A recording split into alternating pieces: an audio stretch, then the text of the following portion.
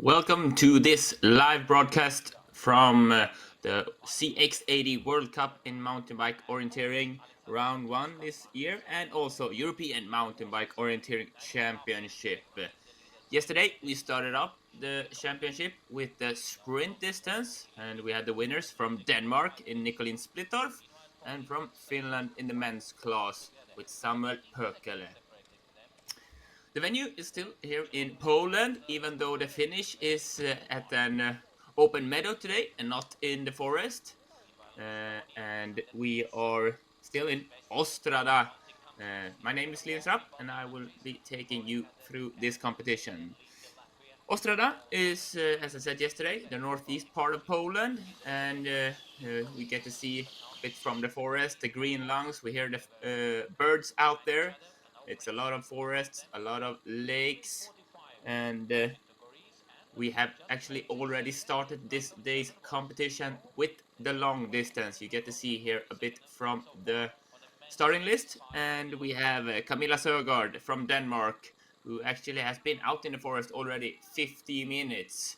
The veteran from Denmark, who had a big mistake to the first control yesterday at the sprint distance, but we know that she has more than, I think, 8 gold medals from international championships. She also have won the overall World Cup earlier, so it will be interesting to see if she have a better start today.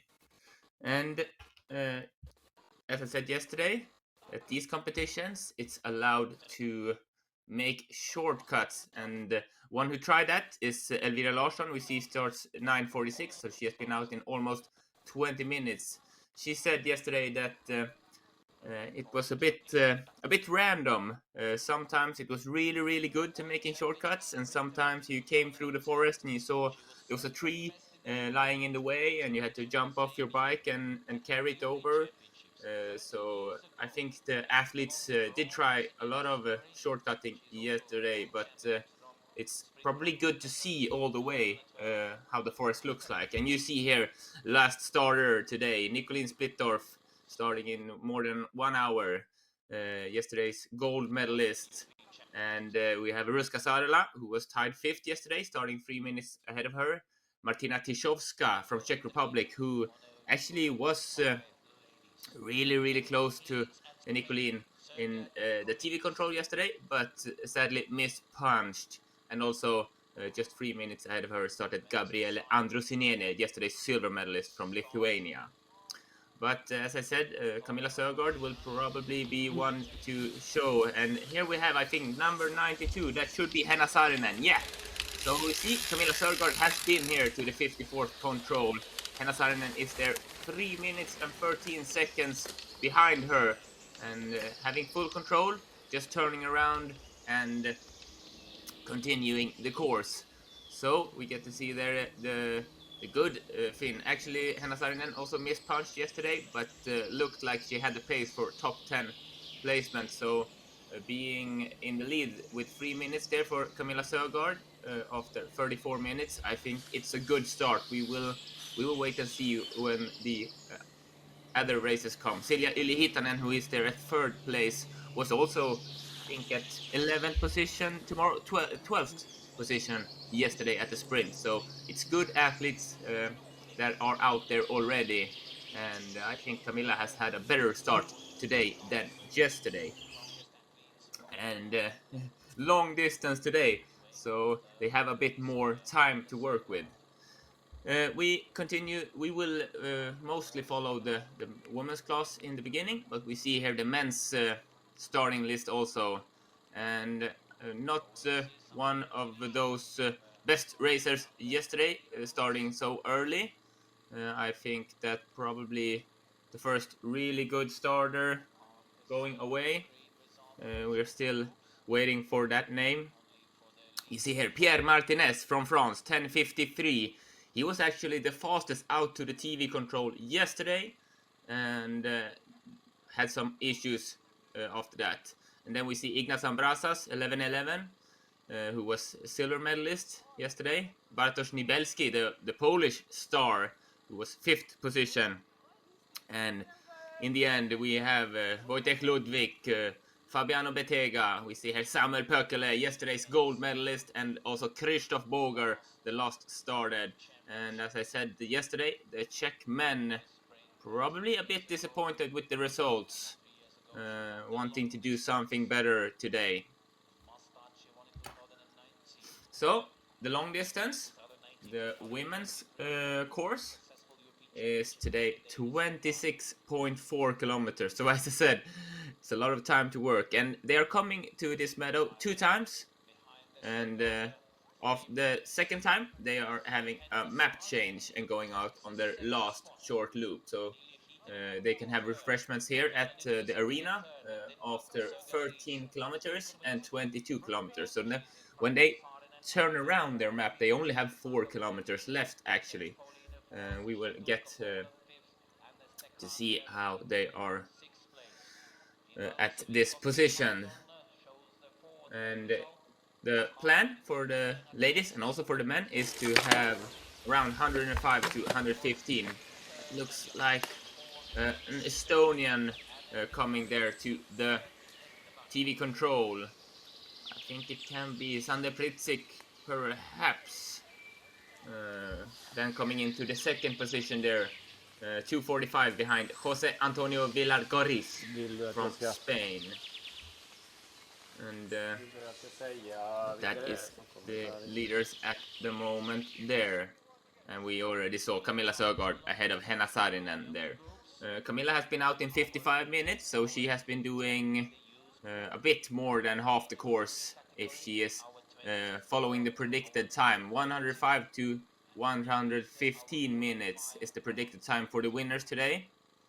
And yesterday was 20 to 25 minutes, and we know that they were closer to 25 than 20. But it will be interesting to see how they... and here we get to see actually a bit of the course. And you see that they are turning around, having the same 100 control 2 times. We get to see Camilla Sögaard comparing to Henna Saarinen here, going to the first control. And also Silja Yli-Hiitanen is there, taking the same route choice, and good start from Camilla. It looks like she is just having a bit higher pace directly from the start, and Silja Yli-Hiitanen is losing time directly. There's a longer leg to the second control, and they take the right route choice. Actually, they're split up a bit there, and we will see. You see that Henna is on a bit... we'll see when they come out together. I think that Camilla Sögaard gained some seconds there, but quite close. Interesting to see that it didn't was so big different between those two choices. Turning around at the fourth control, Camilla and also Henna, they are doing almost the same route choosing here in the beginning, and then trying to stay on quite close to the line, and no shortcutting as we've seen yesterday. Maybe Camilla is on the way. Actually a mistake from Camilla Sögaard there, and Henna Saarinen also stopping up. So we see there that looked like 30-40 seconds for Camilla, so she has done a mistake in the beginning, opening up for the later starters. And you see they're turning around to this longer leg again, looking like they are going the same left, a bit long route choice, but then you see it's, I would say it's micro route choice, but as we saw to the second control, they can go in the right, in the same direction, but still make some changes into the control that differ between their route choosing. But here it looks like they are having the same, and it's a really long leg over all entire map, going in there, using the big fast road as far as possible. And then you see a different micro route choice, and I think Camilla Sögaard is gaining a lot of time there. you see how slow it is for Henna Saarinen, and we will see if we have Tilda Palm, the Swede, who actually did a really stable race. The youngster, she was 16th yesterday, and was only 3 positions behind Camilla Sögaard, and having lost quite a lot of time here in the beginning. Not certain if she has made the wrong route choice or some mistakes. I think it's one of the Portuguese starters here. Oh, it's a Bulgarian. Could it be Teodora Kabakova? And that started 6 minutes ahead of Tilma Palm. Then she is there around 12 minutes behind Camilla Sögaard.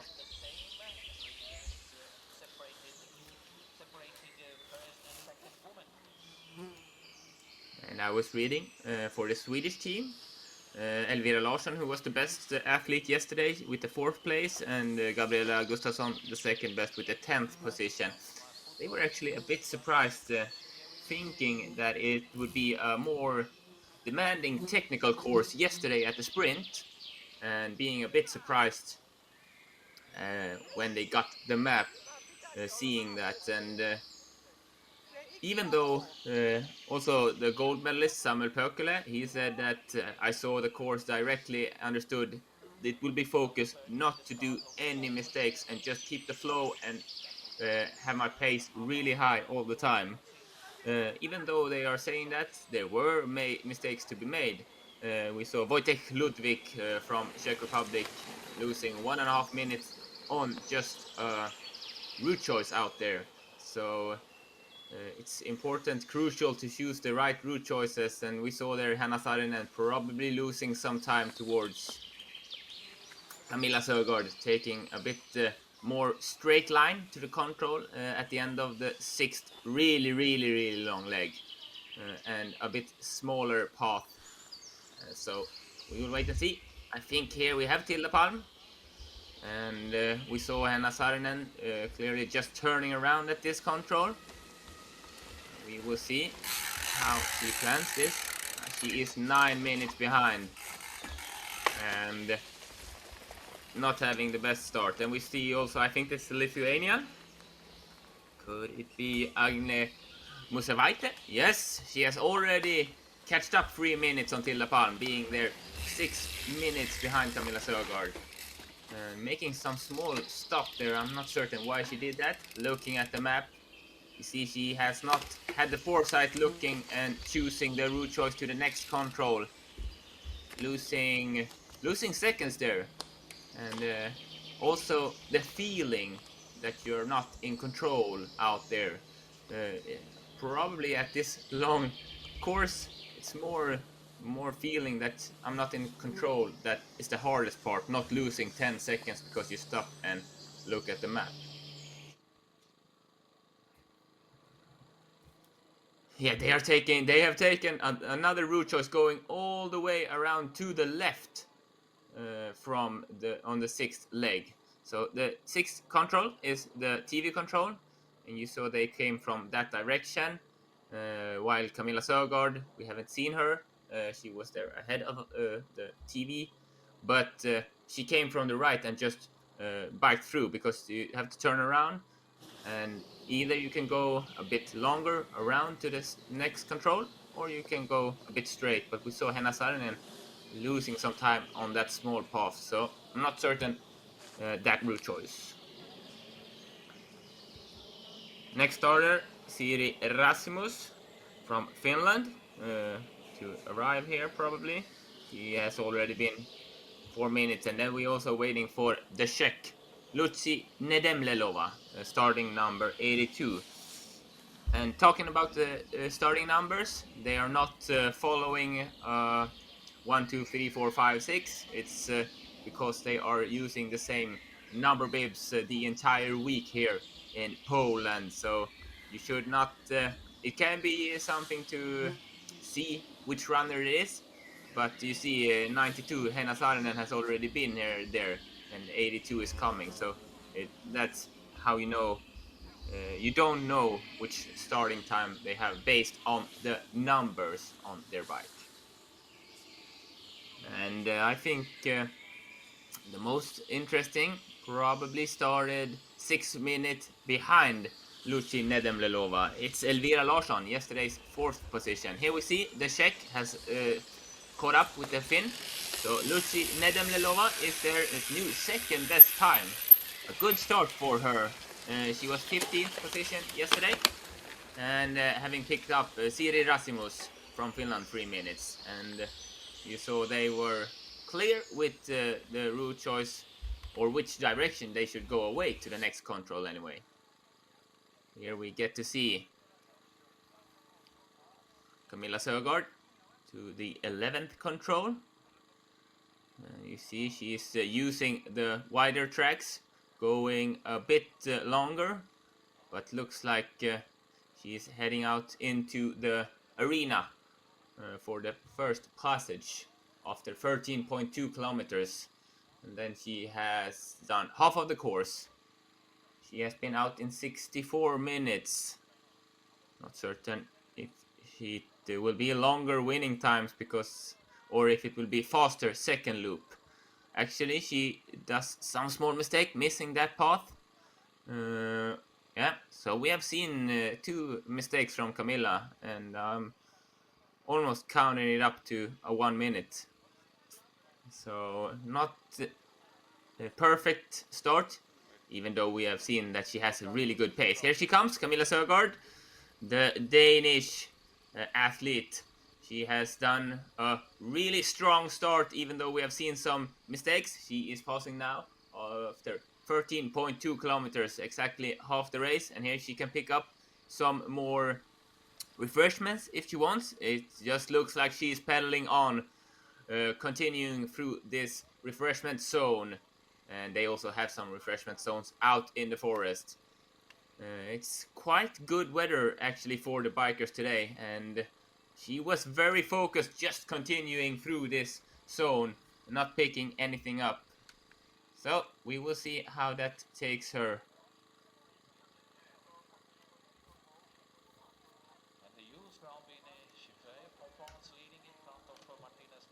And as I said, Elvira Larsson, she has been out in 33 minutes. We know Camilla Sögaard is leading out at the TV control with 34 minutes.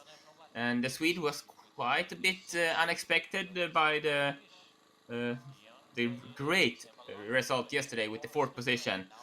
But of course, very nice confirmation, she said. Especially that she had more focus on this long distance that we have today. So we will see how the Swede have started.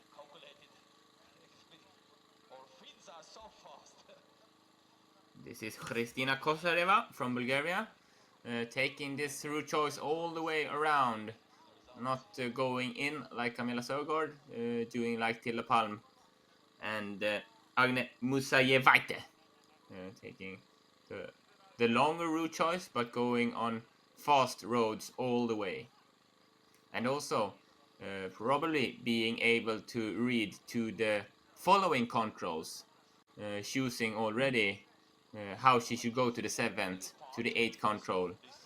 And that's important also going on these narrow paths on a bike. It's can be a bit tricky and bumpy and much harder to read on the map. So it's very important when they come out on these faster roads, not just to pedal, also to look at the map. What is coming up? What kind of adventure am I going to the next control?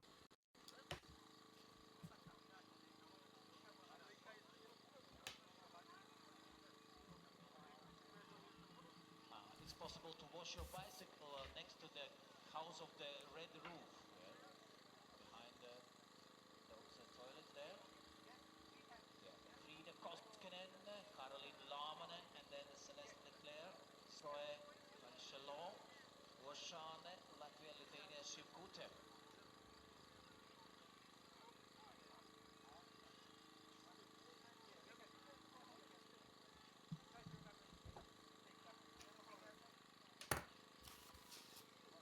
Frida Koskinen could be sister of Emil Koskinen.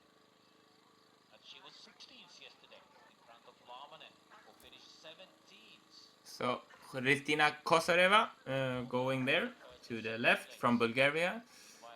She is, as I talked about yesterday, there are like not so many mountain bike orienteers that are professionals. They do something by the side, and she is actually an e-bike systems engineer, so she has she's doing something with bikes, her biggest interest, also on her work, and probably being able to have some good tips when she works with her own bike then. Okay, we get to see her, Christina, or could it be, yeah, it could be some of the Bulgarian guys, I think. I'm not certain.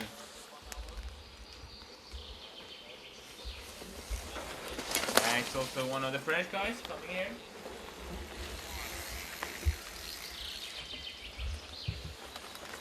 Here we see her. Kristina Kosareva coming there, around 5.5 minutes behind Camilla Sögaard at the moment.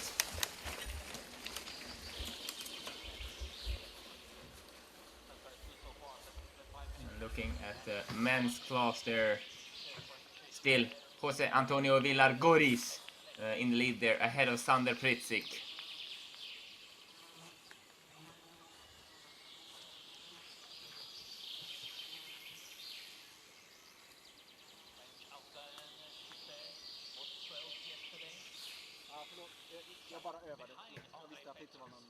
Here we get to see a replay again of Camilla Sögaard, Lucy Nedemlelova, and also Henna Saarinen there, going out on this long leg to the TV control. And you see Lucy and Henna are quite close, and Elvira Larsson play back there, looking like she is ahead of Camilla Sögaard. And you see Elvira is going all the way around, looking like she was about maybe a minute ahead there. It would be interesting to see when she arrives to this TV control, comparing to Camilla, how the times will stand. It looks like actually Camilla passes her there. So Camilla Sögaard taking the better route choice there, and Elvira is going around to the 7th control also, while Camilla is doing the more shorter and a bit narrower track. And I think actually Elvira is going all the way out there to the just to the map curve, the map side, and going there. And looks like Henna Saarinen and Lucy Nedemlelova is taking the same route choice as Elvira here. So Camilla Sögaard making the better route choice into the 6th control, gaining that minute she might have lost in her previous mistakes. But Elvira Larsson definitely showing good pace out there with a good start, and probably the feeling that it goes well for her. So that route choosing loss, you doesn't feel as an athlete. You just know, I took this route choice and I think it's the best, and trying to stay focused on that. Elvira's GPS have probably stopped there since she has not been coming so much further. And you see, actually, I think it looks like Camilla's route choice is quite fast, but she were ahead of Henna Saarinen 3 minutes, so she should be ahead in the terrain also. So we will wait and see. You know, Camilla were at the refreshment zone of the 13 kilometers in around 60, 63, 64 minutes. And we are waiting Henna Saarinen. She has been out in 58 minutes now. And Silja Ylitanen, who were 5 minutes behind, has been out in 64 minutes. So we are still waiting some more minutes on these athletes.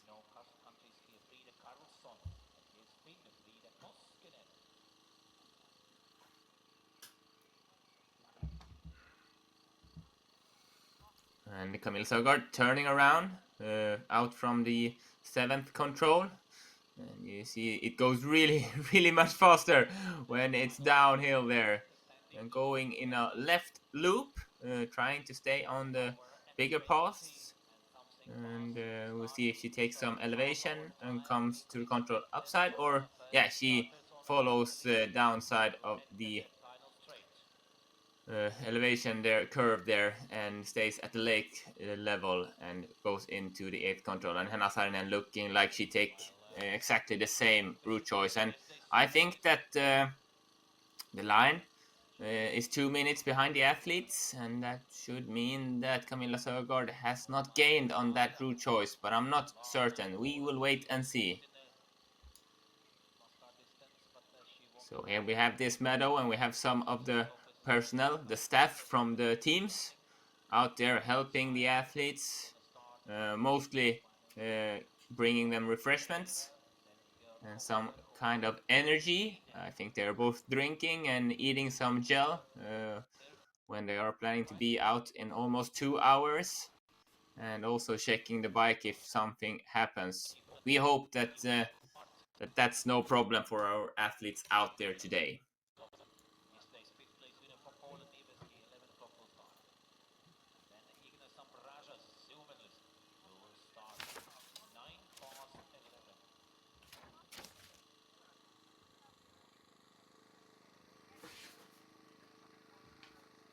Yeah, here we get to see Lucy Nedemlelova. She is almost a bit further than Henna Saarinen, I think, looking at the GPS trail.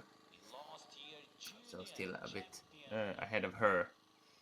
And she has been out into the 7th control, turning around and going away on the same route choice as Camilla Sögaard. I think that looks like a good route choice. We will see if we see someone continuing throughout the 7th control and going somewhere to the south in the beginning, trying to find a good line to follow there. But looking at this, I think it's a good big path all the way. Not too much elevation to take. Yeah, here we get to see how the athletes know which one they should take it from. Then we have Lilu Pai. I'm not certain. She's coming here. 98. Was she the first starter? Yeah. So she has been passed out there by Camilla Sögaard. And now she has done 12 kilometers, 13 kilometers, and a bit longer in the reality. And she has been out in 82 minutes. So it will be a long and heavy day for the athletes today. So she was the second starter today, but was passed already by Camilla Sögaard actually at the TV control and just continuing losing time. It will be more interesting to see when the Finnish ladies come here how the gap between Camilla and those athletes are looking.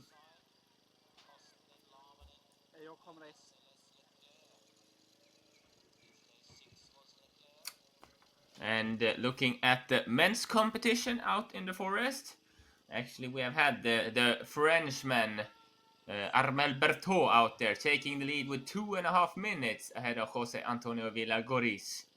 So a good start from Armel Berthaud, who was 18th yesterday, so he is a good athlete, and we will see how that stands up from when the better ranked athletes start. And it looks like Lucy Nedemlelova is doing, as I said, a small other route choice on the route choice than Camilla Sögaard, going a bit more straight on a slightly smaller path.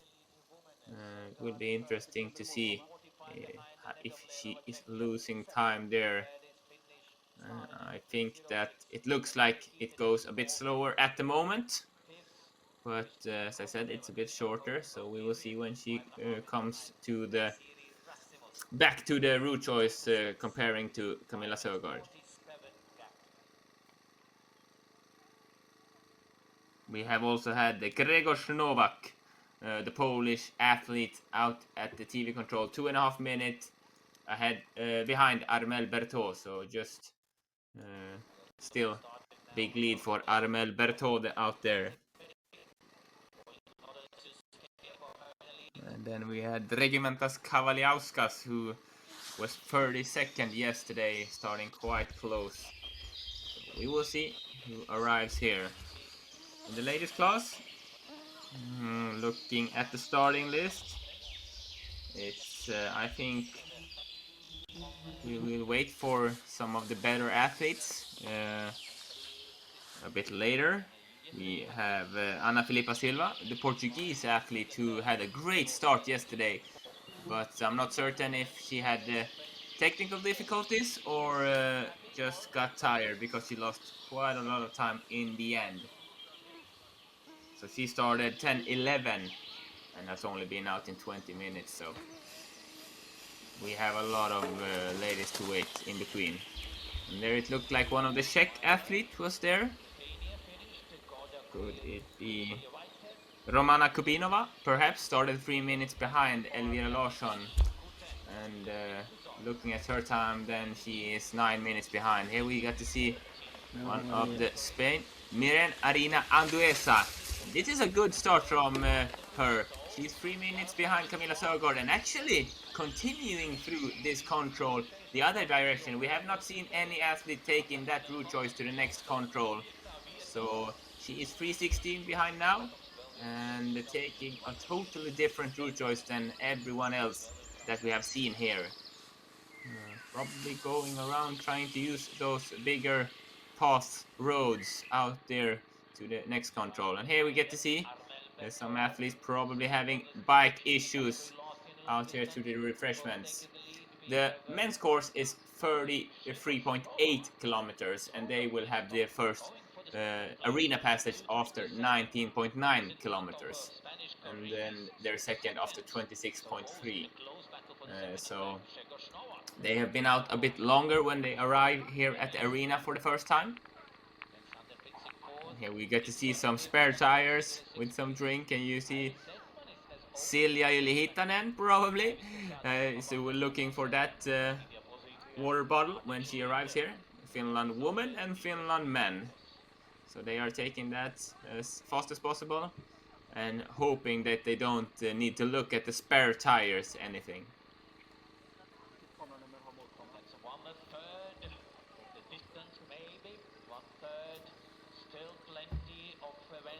Coming in this long distance. So maybe some good riders in the finish, and they hope if they are in the second and third place, maybe they will hold the top 6, top 10 could be most likely.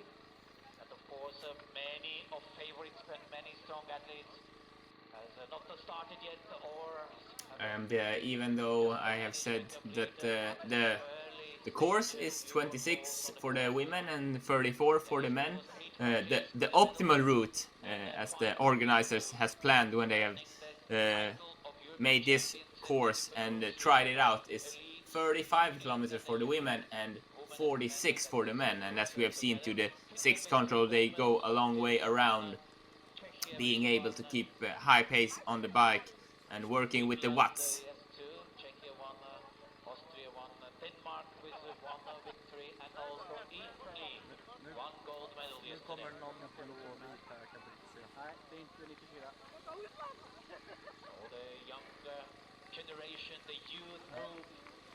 So we're still waiting for Silja Ylihitanen here. I don't think that the athletes coming here is Silja Ylihitanen. Just as yesterday, we also have juniors at the Junior World Mountain Bike Orienteering Championship and also youth classes at the European Youth Mountain Bike Orienteering Championship. And here we get to see her, Silja Ylihitanen, coming to the refreshment zone, the arena passage, and she has been out now in 73 minutes, so I think she is around 8 minutes behind Camilla Sögaard here. Jana Luscher Alemani from Swiss, jumping off the bike there when she takes the control. Not certain really why, but she was fast. Silja Ylihitanen, as I said, is here at 73.51. So we are looking at that. And she were 5 minutes behind at the TV control, and it looks like she has lost some more times, around 3 more minutes to Camilla Sögaard. Will be interesting to see. We should see 6 minutes behind her. Henna Saarinen started, and we get to see Henna Saarinen at the GPS and also quite close to this arena passage.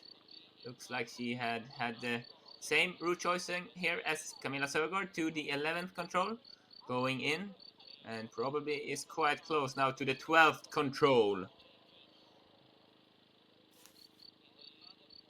So we are waiting for Henna Saarinen. And she is, as I said, also having medals in her bag.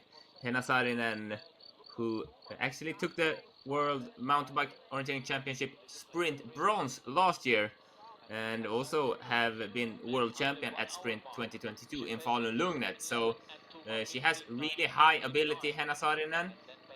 Did a missed punch yesterday and is at the TV control, 3 minutes behind Camilla Sögaard. And we have not got Elvira Larsson's time there, but we know it looked like she was around 30 seconds behind Camilla Sögaard there.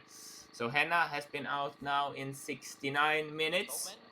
And she were at the TV control 2 minutes ahead of Silja Yli-Hietanen. So looks like she is also doing like Camilla Sögaard, missing that path or doing a choice going around, but it's quite much further.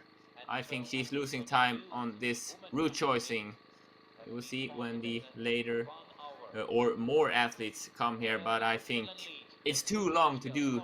Even though it's faster to go around on those tracks, you cannot go around how far as possible. So I think she's losing some seconds there, Henna.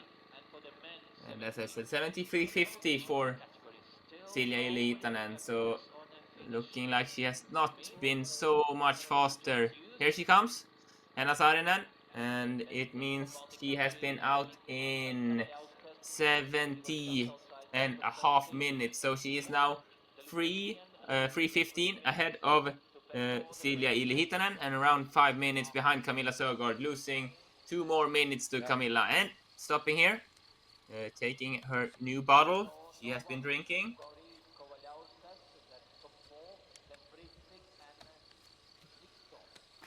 Checking the map holder because yeah, okay, so she's throwing one of the maps and then she will have a map change at the last arena passage.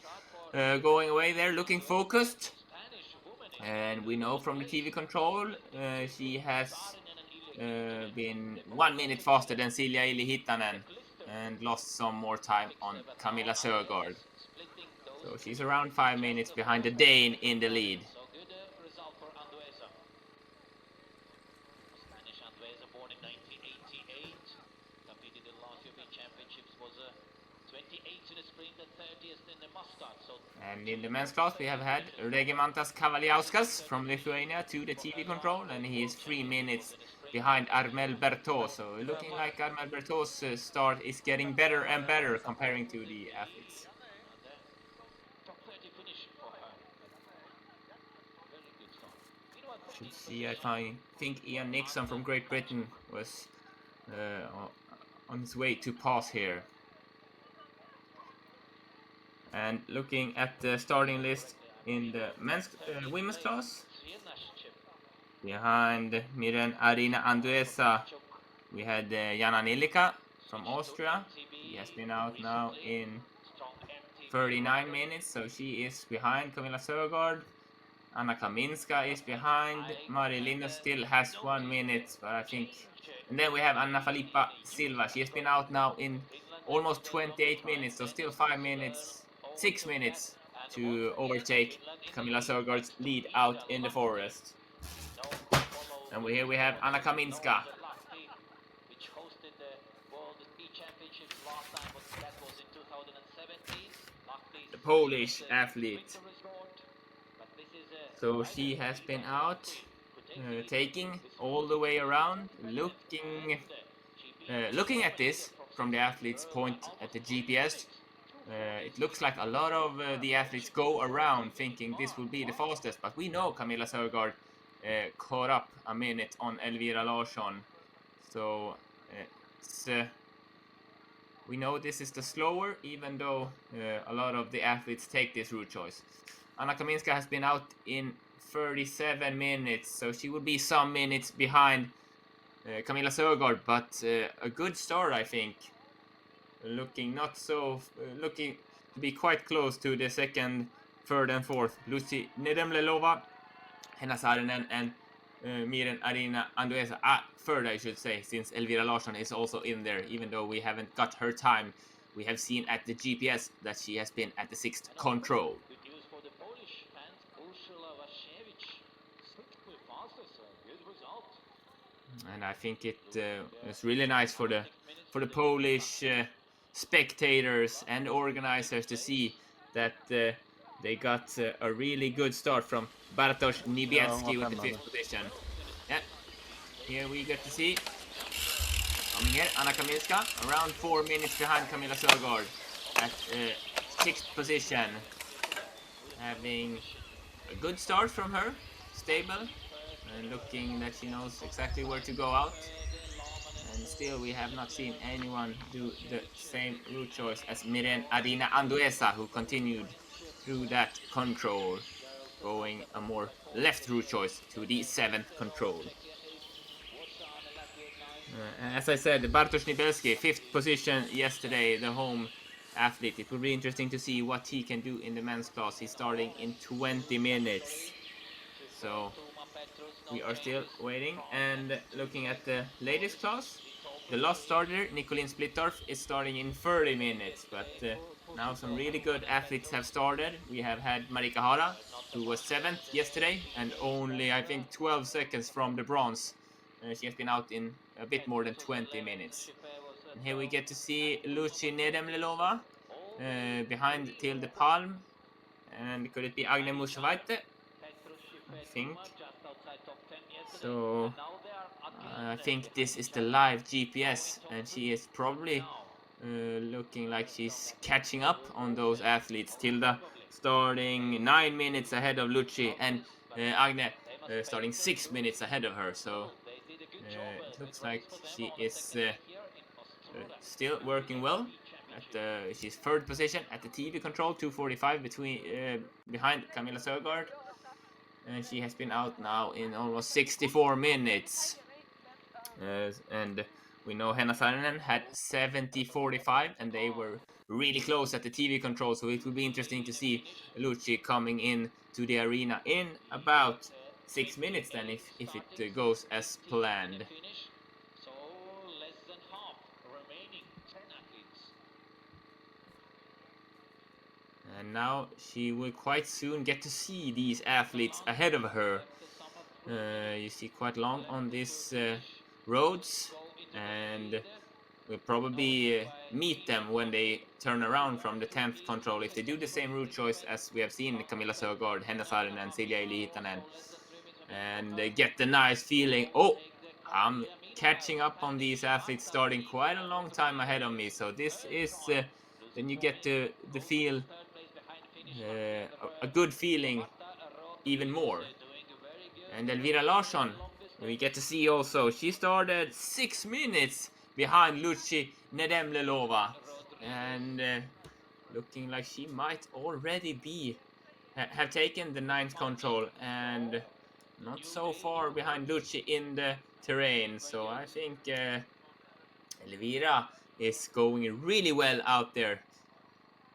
The only mistake we have seen has been the route choicing to the 6th control, where she lost her lead over Camilla. So they were quite close at the TV control, looking like Elvira were some seconds behind her there.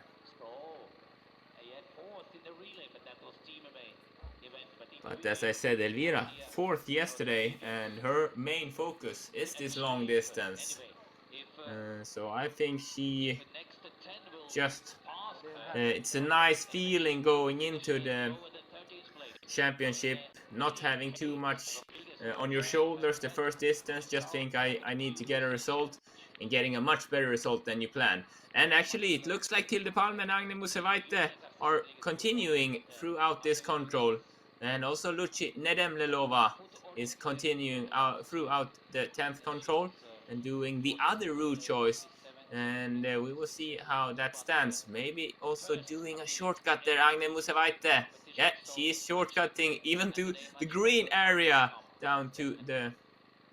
And I think looking at this, actually I think it will be slower, because it's not so fast coming into the control from that direction. So either they go zigzag over the control line, to come back into the control, or they will have to do some kind of shortcutting again and going in on the smaller path that we saw stopped a bit from the road there. So, waiting at the TV control again. Tobias Breitschädel from Austria. He is on his way, but he will be behind Armand Berthaud. And he started 3 minutes ahead of Stanimir Belomashev, the world champion in ski orienteering. But Tobias Breitschädel, he will be clearly behind here. Armel Berthaud, but also behind Gregor Novak, Jose Antonio Villargoris, and Regimantas Kavilauskas. Actually, Jose Antonio Villargoris has been out now in 90 minutes. Here I think we see Tobias coming here, and we see number 1. Maybe was it him?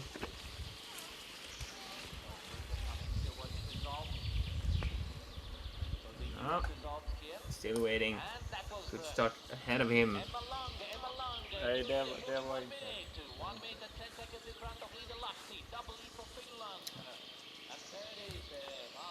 Oh, we are still waiting for Tobias Breitschädel. And looking here, you see Elvira turned around, and you see Agne Musevaite, Luci Nedemlelova has catched up on Tilda Palm also. And they took this zigzag route choice, going fast on the black road. And Elvira Larsson starting 6 minutes behind Luci Nedemlelova. Luci, who has been out now, we should see what time says for her, in 68.5 minutes. And just as I said several times yesterday, the GPS is a bit behind, so she is further in the terrain, even though she is not at the arena passage yet, but she's closer to the arena passage than we see at this GPS. And looking at Elvira Larsson pace there, it seems to go really fast for her, and she has been out now, Elvira, 63 minutes, and we think, I'm not certain, that Camilla Sögaard had around 65 minutes here at the arena passage. So I think Elvira will be some time behind her, but still definitely the new second best time coming in to the arena passage. So I'm not certain, and I say that, but I think she's looking at the second position at this arena passage after half of the course. Definitely in the race, and we have seen Camilla's pace has been really good comparing to really good bikers like Luci Nedemlelova, Henna Saarinen, and Elvira Larsson. So I think this is good times that is being set by these athletes. Looking like this, I think that Elvira Larsson got a bit closer by doing that route choice, turning around, and we saw Agne Musevaite did a shortcut out from the 10th control down to the path in the left side, and it doesn't look like she gained any time. There we see number 6, it should be 82, yeah, Luci Nedemlelova coming here, and then she has been out now in 70 and a half, so around the same time as Henna Saarinen. So they are going neck to neck here, and she's probably then around 5 minutes behind Camilla Sögaard.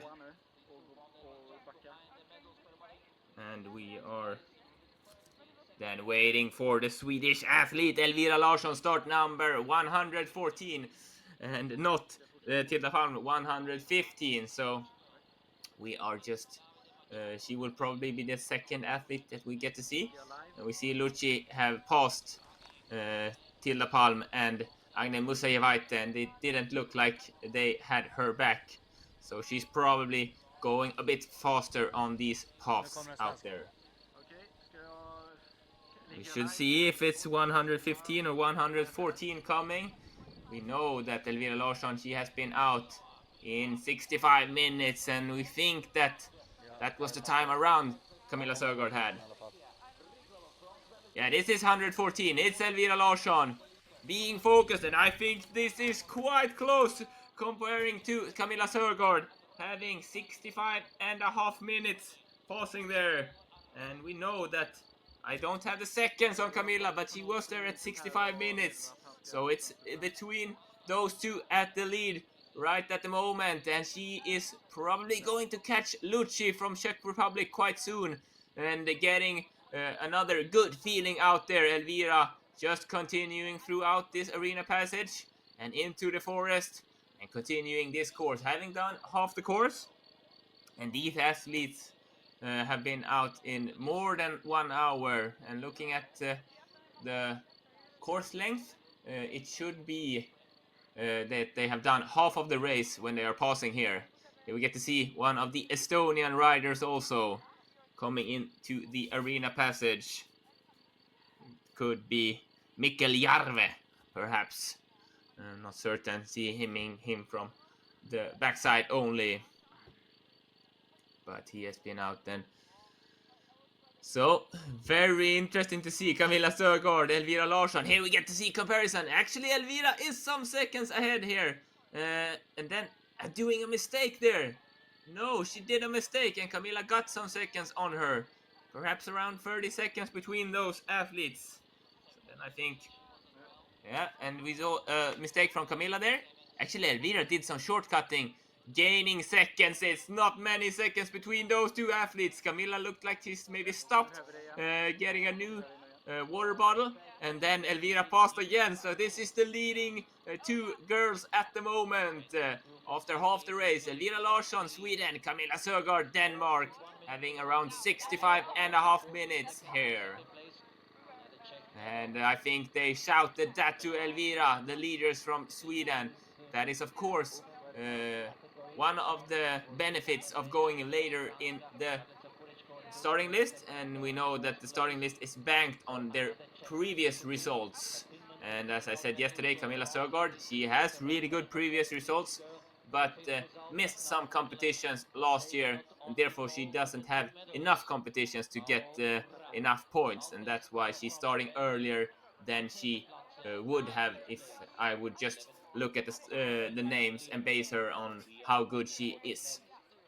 And also that's the same for Elvira, having two little competitions, but these are two great athletes going neck to neck to the out on the second loop.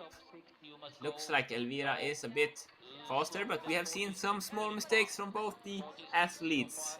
So we are just excited to follow this continuing. And Camilla has been out now in 101 minutes. And we know she has the arena passage and map change after 22 kilometers. And as I have said earlier, I think, of course, we will have really strong racers in the end. But looking at the times that Camilla and Elvira will set, it will probably be longer than 115 minutes. There we get to see one of the Estonian athletes turning around at the TV control. And I think that was also one of the Frenchmen. Marika Hara, yesterday's 7th position girl from Finland, is the next starter that we are waiting for here. Number 89, blue and white Finnish rider.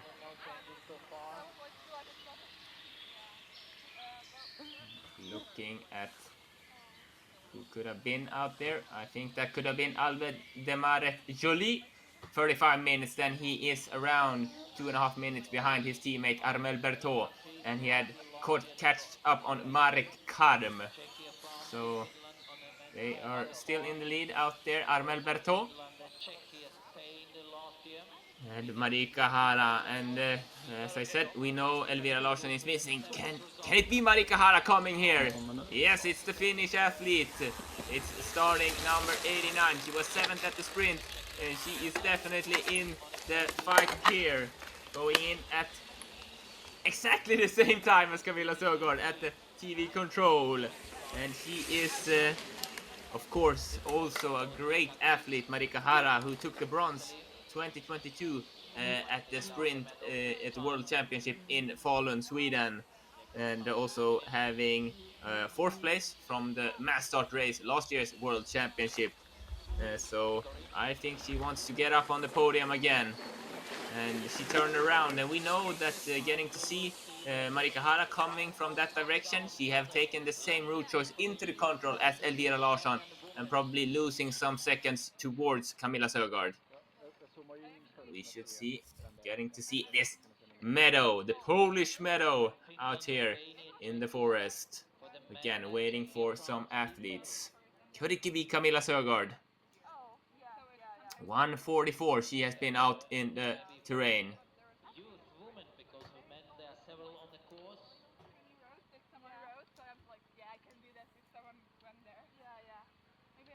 Maybe she's already coming towards the finish.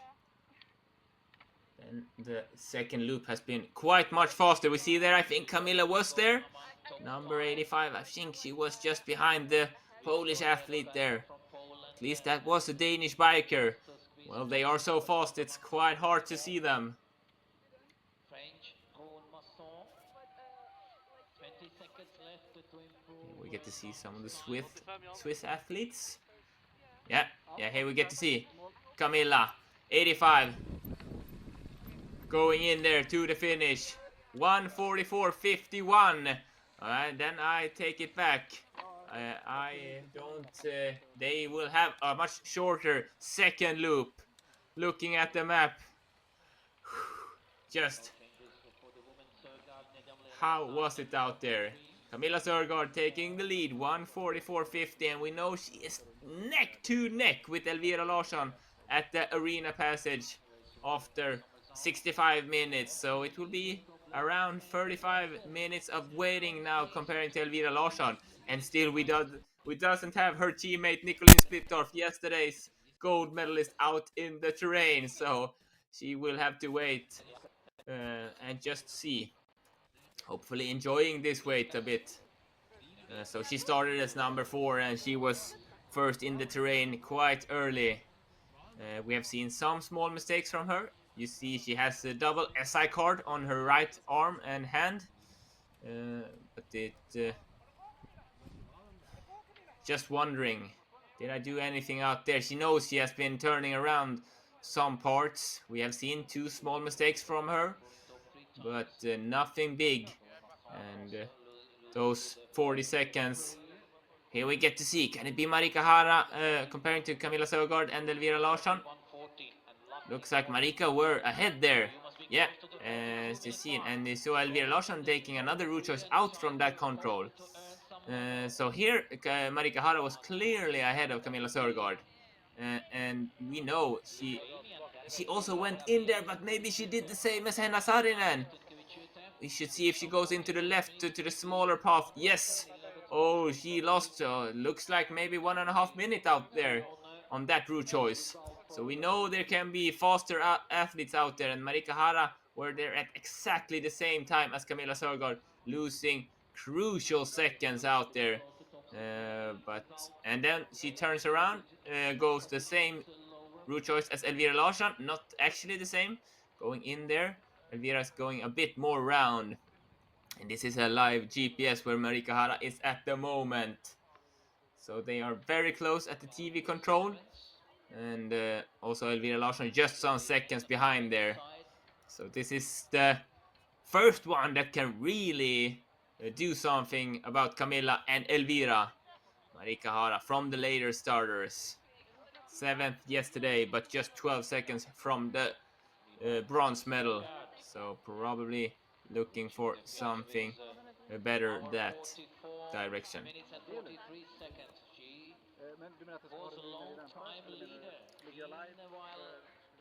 So we will see. It looks like Marika Hara's route choice is good. I think it felt like Camilla lost some time on that route choicing, but we will wait and see. Goes a bit slow there at this part, and then it's faster down to the intersection, and then it's a bit slower again up to the control. But it's today they are taking on 400 meters of elevation around that, so it's not really hilly. There are, you get to see, it's definitely contours on the map, but not really big. looking at this, I think Marika Hara is definitely taking the better route choice than Camilla this control. And starting behind Marika Hara, we had 10th position Gabriela Gustafsson, starting 9 minutes behind. Algirda Michkuvene, she was also top 10 yesterday, starting 9 minutes behind her. So there will probably be some waiting for the next really good racers. 19, 21, 22, and 23. So, maybe gold number And in 5 the men's comes class, Pierre Martinez have been out in 9 minutes, so it's a long way until he comes to the TV control. So if she earned the medal individual today and tomorrow she could move And Marika Hara rounding that semi-open area with some fence. And we'll probably do a shortcut into the control. You see how close those two paths are instead of going around. But we know Marika were just some second before Camilla at the 6th control. And actually it's interesting to see this because it's quite a different route choices, and we know the Spanish Miren Arina Anduesa, she continued around all the way almost to the 16th control and going from that direction, but we have not seen her yet, and she has been out in 68 minutes, so I think she has lost some time. It's close between these athletes, but it's definitely closer to the control for Marika Hara. Not certain if doesn't look like it's so much uphill or downhill for Camilla. A bit uphill to the control for Marika, and being able, as I said yesterday, they are able to do shortcuts out there, just not on cultivated land. It looks like Marika is doing a shortcut there from the path into the 7th control, and she has gained some more seconds down to Camilla. But it's still very close. We're talking 10-15 seconds just so. And still, they have been out here 40 minutes. Or Marika, who's live here, has been out 40 minutes. So she has around 1 hour more to work with. Turning around there and having the fallen tree on the path. Actually, they look side to side, these two athletes also. So then we know, actually, it's not so big difference between these two route choices. Maybe slightly better to go around like Marika Hara. And also, as I said earlier, perhaps being able to read more of the coming legs going around on the bigger gravel road. But otherwise, it's not so big difference. It depends on what your strength is. Maybe you're really good at those smaller technical paths, and then you want to use that strength, or maybe you're really good at just putting down the watts on more of a road, and then you want to use that strength. But they are going out on this 8th leg, also a long leg, as we have seen. They are both going this left direction on the leg. And we saw Luci Nedemlelova actually taking in after a while a bit shorter than Camilla. I think she lost some seconds there, but not so big different between those micro route choice. So Marika is out there in the lead at the moment. United yesterday second, Langford first, and Valana fifth.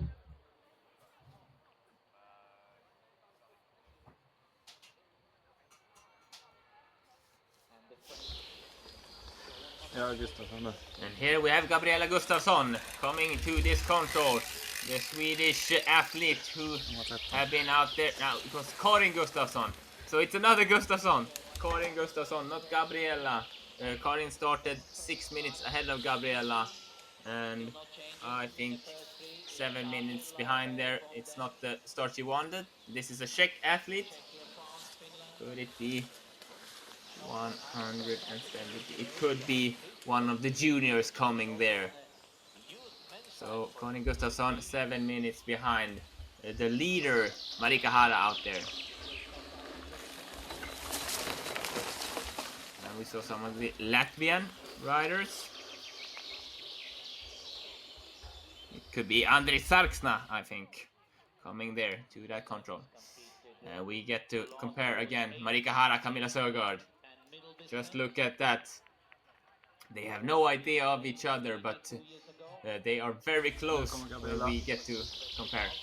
I think Gabriela Gustafsson, yeah, she is just 2 minutes behind there, so it's a good start from Gabriela, taking the correct route choice into the 6th control. So new 4th best time there, because Elvira Larsson is also between those. 2 minutes behind Marika Hara. That's a good start from Gabriela, who's 10th at the sprint yesterday, and looking in full control over her choosing for the next control to come. So now we have passed 11 o'clock, 11:07. So we have just 2 starters left, Ruska Sarela and Nicolin Splittorff. And when we are coming to the last starters, we have Constance Devier, who took the bronze yesterday, Ursina Jagi, who was 5th, Gabriele Andrusinene, who took the silver, Martina Tishovska, who was definitely in the gold fight, sadly mispunched in the end, Cecilie Kristoffersen, Ruska Sarela, and Nicolin Splittorff. So there might be some athletes who want to take those times down a bit. Here we get to see the Finnish athlete. I think that's the French athlete in the men's class, Paul Debray. Actually, new 2nd best time there. So double French men in the men's class. Armel Pertot still ahead, but Paul Debray is the new 2nd best time and standing a bit to get up the pace as fast as possible there. 53 seconds behind, and at the 3rd place there, the Austrian Jari Koffler, who is then 2 minutes behind Armel Bertot. So 10:53, yesterday's bronze medalist started, so she has been just out in 15 minutes. Next really interesting starter coming to this TV control in the women's class. Could be Algeda Michkuvene, and then we have Ingrid Stengard, Valerie Kamererova, Antonia Haga, and then they are coming, the big pack of strong wolves. I think I could say that a lot of work put in the winter, so good. What was your goal before the championship? Was a 5th place in sprint a good result for you? And Miren Arina Anduesa, the Spanish lady who was 5th, she looked like she has lost some time, and here we get to see actually that's Algirda Michkuvene coming towards the 6th control, and she is definitely ahead of Camilla Sögaard and Elvira Larsson. And we know Marika Hara lost a lot of time going in left on the smaller path there, so we should see how the Lithuanian enters this control. But looking that she had a really good start, Algirda Michkuvene. Here we are waiting for Lafan Meyers. She started 3 minutes ahead of Algirda. And we also saw the Estonian there.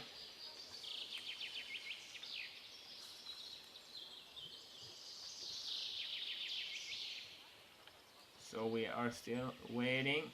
As I said, Miren Arina Anduesa to the arena passage. She is probably losing some time. Henna Saarinen has been out now in 102 minutes. We know she was 5 minutes behind Camilla Sögaard, so she's probably entering the finish in around 7-10 minutes. Silja Hitanen has been out in 108 minutes, so not so far to the finish line for her.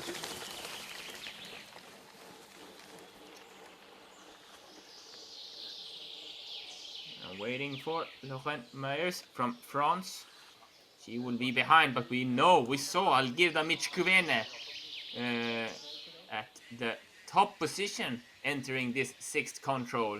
Just interesting to see which direction she comes from, because if you come from this direction, she will not have a good lead, a big lead. If she comes from the other direction, the lead will definitely be bigger.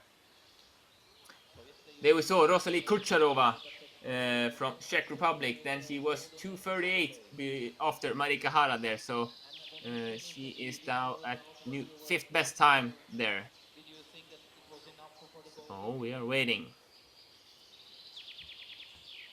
So you finished and you are happy and expected this third place today. And tomorrow you are not so tired after today's long distance.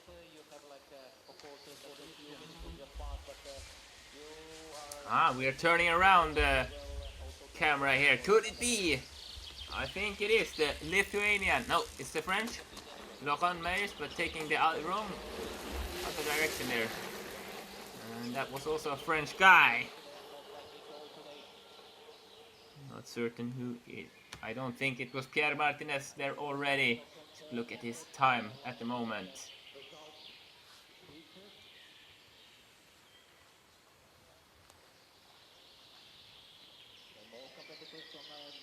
Oh, he has only been out in 19 minutes, so he should not be there yet. And sadly, Tilda Pan, the youngster from Sweden, has stepped off the course. Nu kommer Nick Frey. Nu kommer det. I think here is 97, Laurent Meyers. She is now at the new 4th best time there, 1:51 between after Marika Hara, Camilla Sögaard and Elvira Larsson.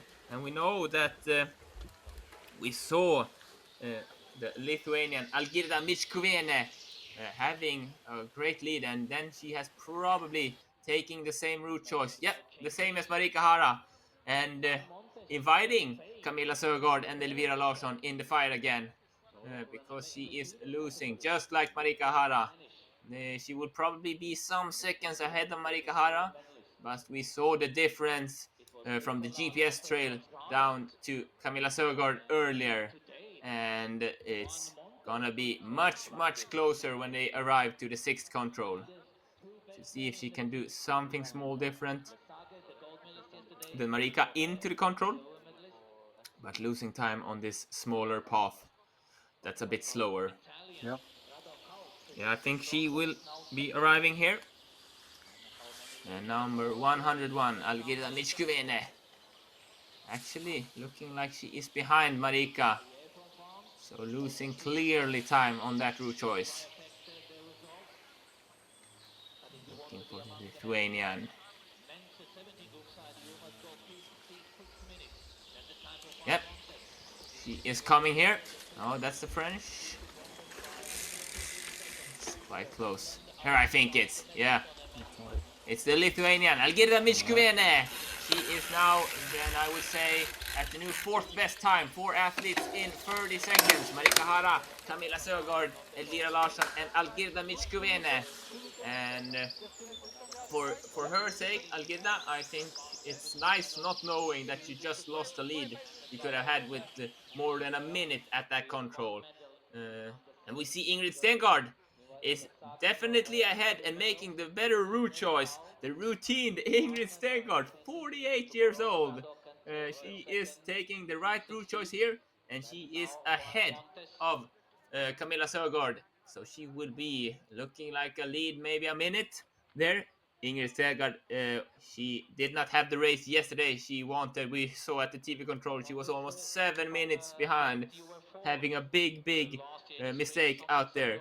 But she has routine. She knows what to think of and not to think of. So it looks like she just put that behind her.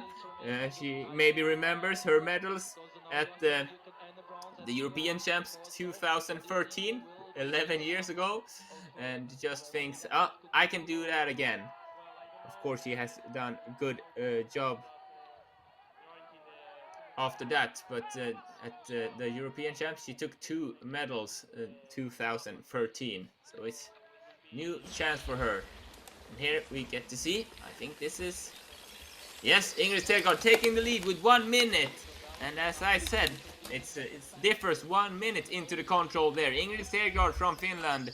Now we have double up from the Finland in the lead. Ingrid Stengaard 1 minute ahead of Marika Hara. And then it's 1:10 down to Camilla Sögaard. We have Elvira Larsson there. And Algirda Michkuvene 1.5 minutes behind. Could this be some of Silja Ilihitanen coming into the finish?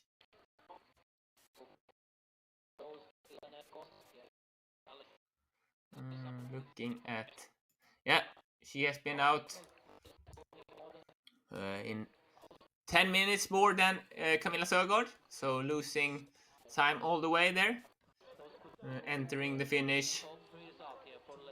And I think Lea Nilika is not correct time there. She has probably just stepped off the bike and not taken hold of the course. 9:57 behind, and we know Silja Ylihitanen, she were chased by her teammate Henna Saarinen, who were just 3 minutes behind her in the terrain and 3 minutes ahead in the time.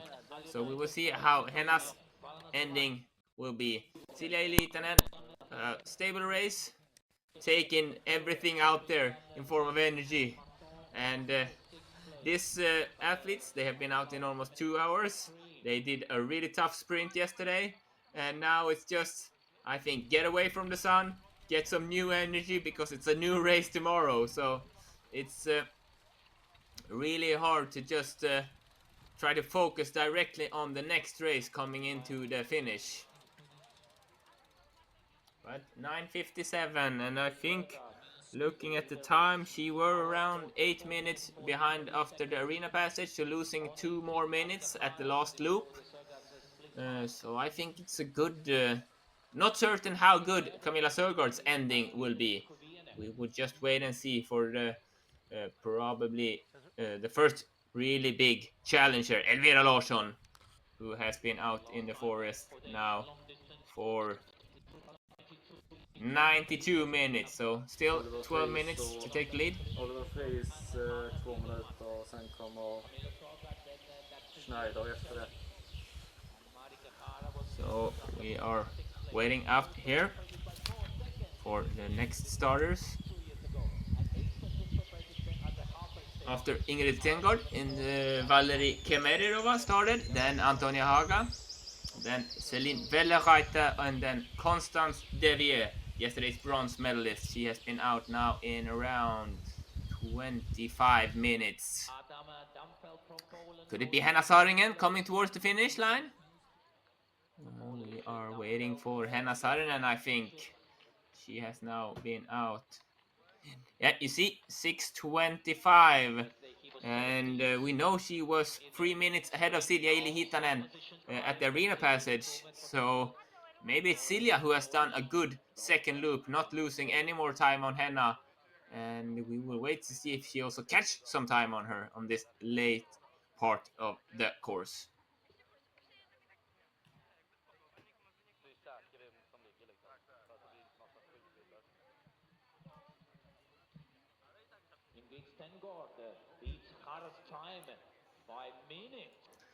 Yeah, she has definitely lost some time. Here she comes, Henna Saarinen. So she has she were 5 minutes behind Camilla Sögaard at the arena passage, losing some seconds more to Silja Ylihitanen, but coming in as a new second best time here, Henna Saarinen, 7.5 minutes behind the leader Camilla Sögaard.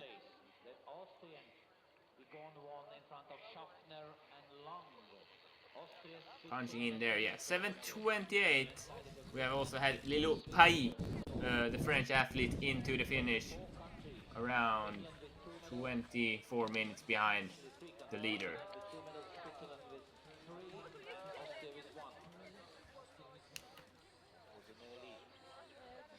She's definitely tired from the race. Breathing heavily coming into the finish. As you should be after a long distance at the European Championships.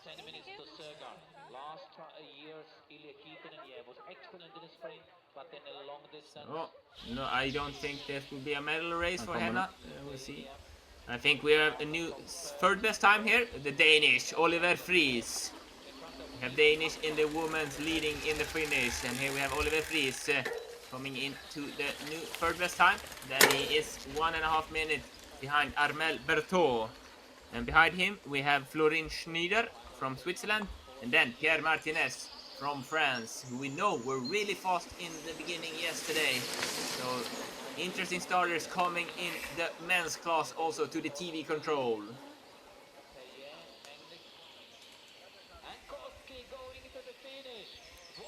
close battle here. Yustokoski battling with Spanish Montes. Was a close battle. Few seconds separating both. Few seconds separating both. For Yustokoski, 50-12. For Juan, 56-03. The Spanish home. And Elvira Larsson has been out in 96 minutes, so she has 8 minutes to do something to Camilla Sögaard's lead. We are in the forest, enjoying the birds.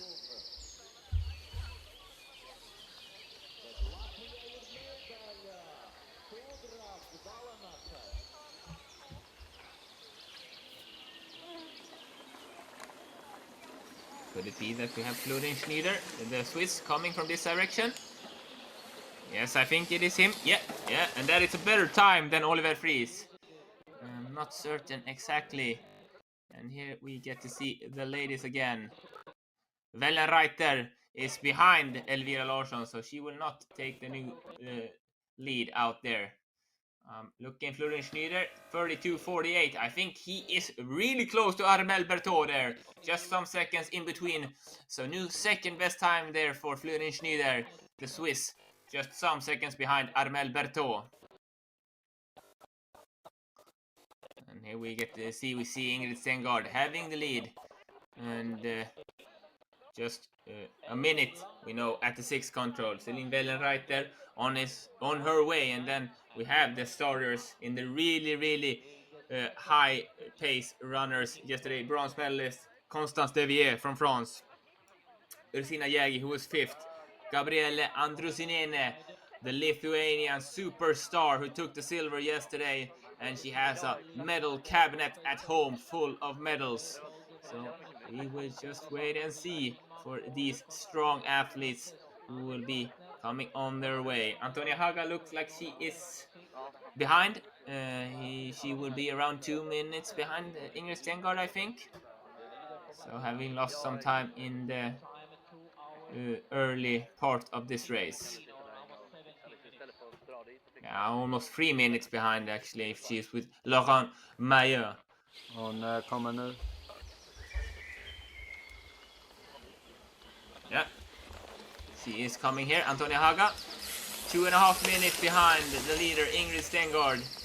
Having strong, good legs, standing, pushing there, but having lost some time in the beginning of this race. And I think it was... Yeah, so she's new 6th best time out there.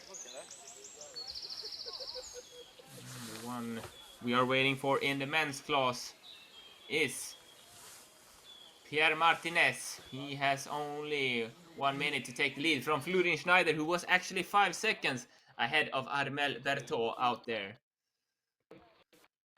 And it looks like, you see there, Ingrid Stengaard, Marika Hara, and Agne Algirda Michkovene was actually really close. And it looks like Constance Devier, yesterday's bronze medalist, she is definitely in good pace, just some seconds between her and Ingrid Stengaard and Marika Hara Michkovene. So it depends on how she goes into the 6th control, if she will actually be really close to the leading time there.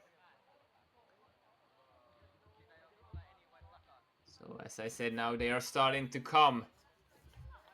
And I think Constance Devier, yesterday's bronze medalist, was really happy with that start of this championship. And I think, does it look like she is? Oh, it's interesting which entering the control point here. I think she's staying on the bigger path like Ingrid Stengaard and doing the correct route choice there. So I think we're looking at the new 2nd best time quite soon to the TV control. Yes, number 96, Constance Devier. And we get to see at the finish again. Should see. I think it's too early for Elvira Larsson. She has been in 100 minutes. Then she has done a really good last loop. She has 4 minutes to beat the leader Camilla Sögaard at this long distance. So quite soon, the blue with some yellow ribbon on her arms, Elvira Larsson. At least for the Swedish fans, hoping they will see that very, very soon.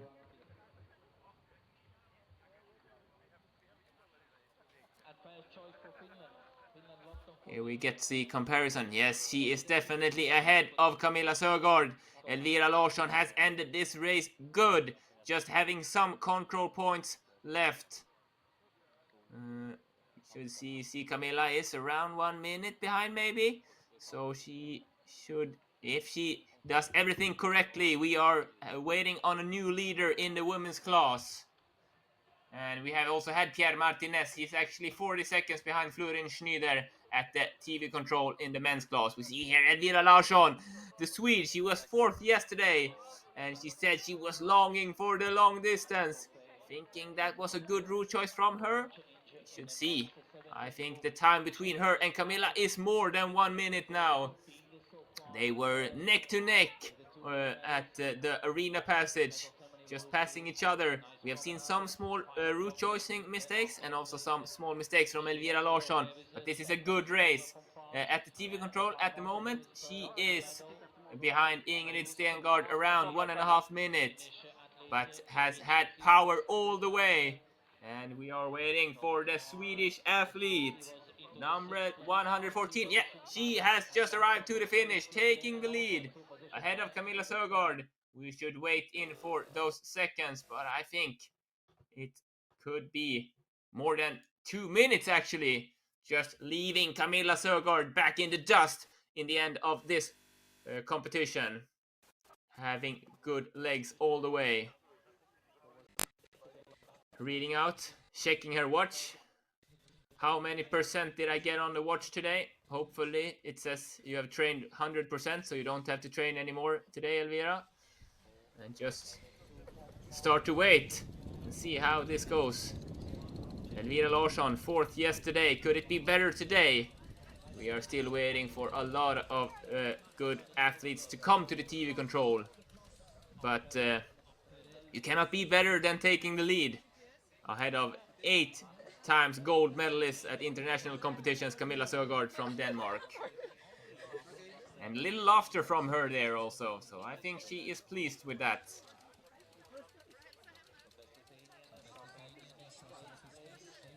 Yeah, 102.03. She takes the lead then with 240 ahead of Camilla Sögaard, leaving 240 on the last 40 minutes between those two athletes. She has done a really good race, and I think it's Mia Eron there, shaking the race with her, talking how it has been in the forest. 240, that's a big lead for Swedish Elvira Larsson. Constance Devier has been at the TV control when we took Elvira to the finish. She is just 12 seconds behind Ingrid Stengard at the new second best time there. And then we know she's more than a minute ahead of leader at the finish, Elvira Larsson. So Constance Devier going on the fumes from yesterday's bronze. Perhaps having some cake after that medal in the French team. And we know Irsina Jaggi started behind her. Then we had Gabriele Andrusinene, who is a really, really great long distance athlete. She actually won the European Championships 2022, and she was 3rd at the long distance at World Championships last year. So she likes this long distance. So we're waiting Irsina Jaggi, the Swiss. She has starting number 116, and the red and white dress is so familiar with the Swiss. And it looks like she's coming from the right direction. If we're looking at which direction the camera is pointing, she will be some seconds behind. At least the time is out for Ingrid Stengard and Constance Devier.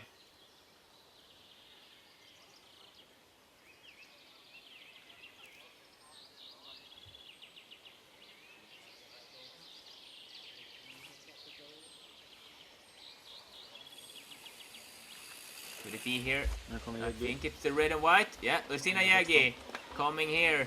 She is 40 seconds behind at the new third best time there. She has taken this long leg to the sixth control with the perfect route choice.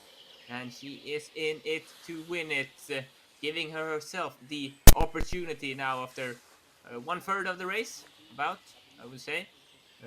Being just really close to the leaders, Ingrid Stengard from Finland and then Constance Devier from French team. And the next rider we are gonna wait on out there is Gabriele Andrusinene.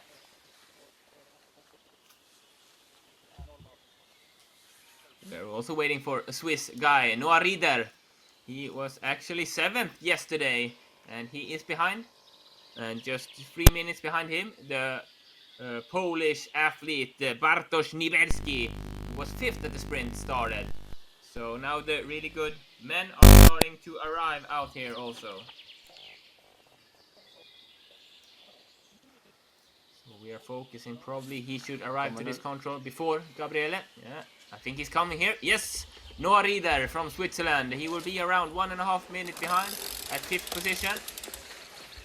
And turning around there, punching the control. You hear the sounds, the beeps.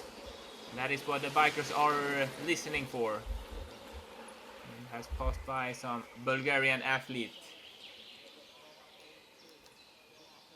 And then he has probably also passed the Czech, Jakub Skoda. I've not seen him there. Maybe he has been there and I have missed it.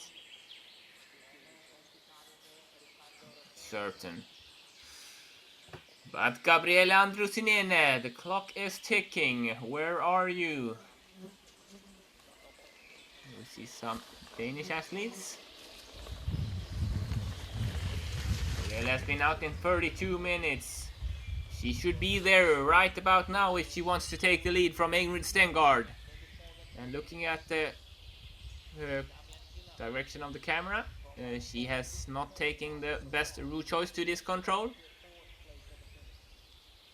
So we are waiting for her.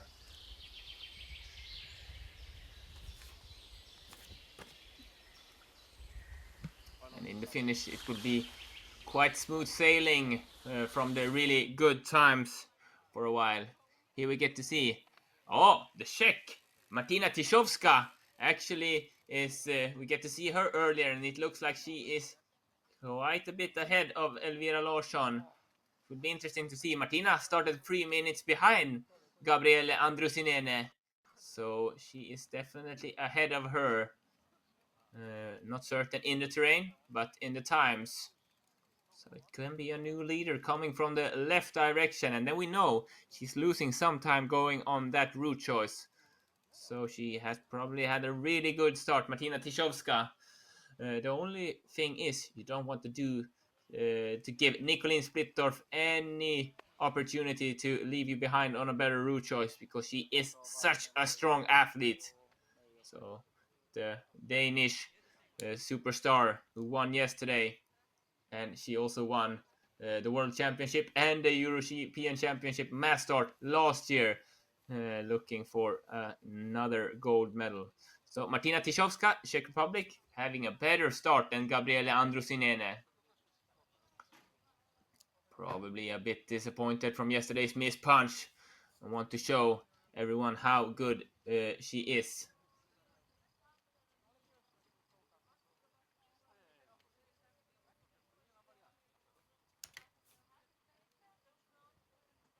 And actually Martina won the mass start last year. Mass start is kind of in between middle distance and long distance.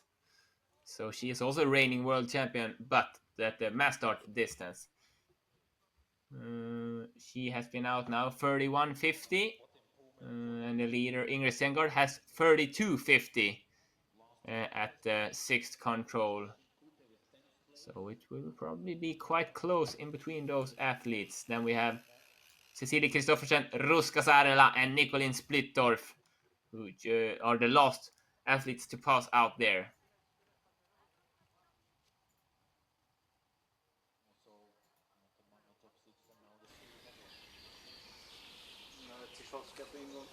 We're waiting. Could it be Bartosz Niberski here? I'm not certain. we are looking for, I think, the blue and white Czech here. Martina Tiszowska, number 83. And she is taking the lead just some seconds ahead of Ingrid Stengård. And making a small stop there. 6 seconds ahead of Ingrid Stengård, taking the lead. A new leader at the TV control. And then we know we only have a few starters behind her. 3 starters behind her. Gabriele Andrusinene have had some difficulties in the beginning. She was there at 6th position. She's 120 behind. So new leader there, the Czech Martina Tiszowska, just ahead of Ingrid Stengård. And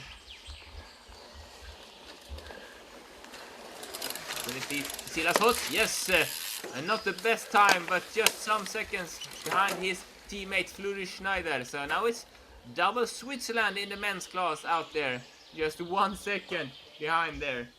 Silas, who had a great race yesterday, 9th position, and having a good start again. Just working, seems like he's liking the Polish forest.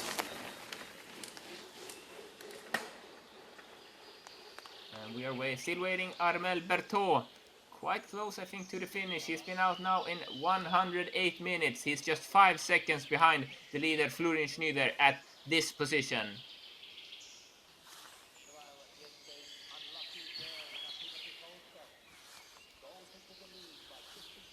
So 3 ladies left to pass this position. Cecilie Kristoffersen, Ruska Sarela, who was 5th yesterday, and yeah, I think, and Nicolin Splittorff. So the first one should be Cecilie Kristoffersen. And looking at this, she has had a good start, the Danish athlete.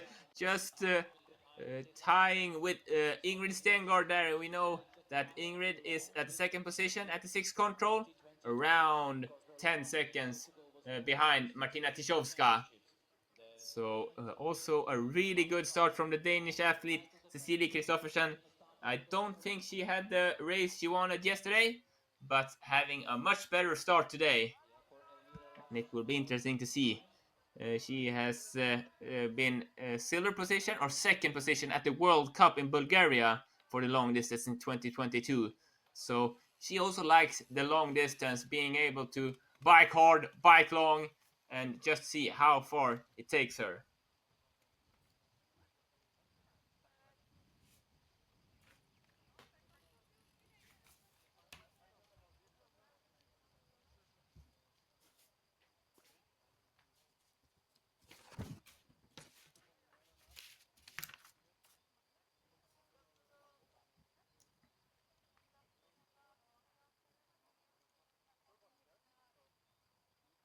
So we will see.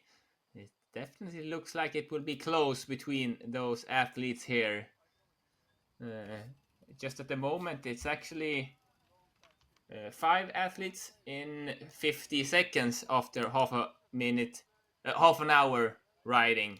So definitely many who want to be in the fight. Cecilie Kristoffersen, number 84, she will be just ahead of Ristina Jägi at new 4th best time. Around 40 seconds behind the leader Martina Tiszowska. A good start from the Danish athlete. And having made the correct route choice to this control. And made some seconds on Martina Tiszowska there. And now we have Ruska Sarela, the next starter from Finland. She was in the medal positions yesterday, and it looks like she has had a good start also, Ruska Sarela. I think it will be close with the seconds here coming into the 6th control. Yesterday, as I said, she was in the medal fight for a long while, coming into the finish just 7 seconds from the bronze medal, and looking at the bike like she had some difficulties. We will see if that's fixed now, or it definitely is fixed. Otherwise, she would not be in the top, looking like here. We also get to see another Finn. Jussi Laurila is on the way, number 24. Probably slightly ahead of Ruska. And he would be more than a minute behind the Swiss guys. Yeah, here he comes, Jussi Laurila. After this time to this TV control, he is 1:10 behind the leader Silas Holz, Friedrich Schneider, and we also have the French Armel Berthaud. as I said, we are waiting for him coming to the finish. Armel Berthaud has been out in 112 minutes. Here we get to see some more athletes, probably juniors coming here. Ruska Sarela, the Finnish athlete, taking all the way around to the 6th control. And she has been out now 32 minutes. She has around 30-40 seconds to come to this control. I think it will be tight towards Martina Tyszowska from Czech Republic. She will definitely be in this beehive group at the results at this TV control. And just one starter behind her, Nicolene Splittorff. So she is in the medal positions. Just keep on going and choosing the right route choices and having the strength in her legs to work all the way. Marika Hara still has 20 minutes to the finish, so as I said, it's quite easy at the finish for the really top names at the moment.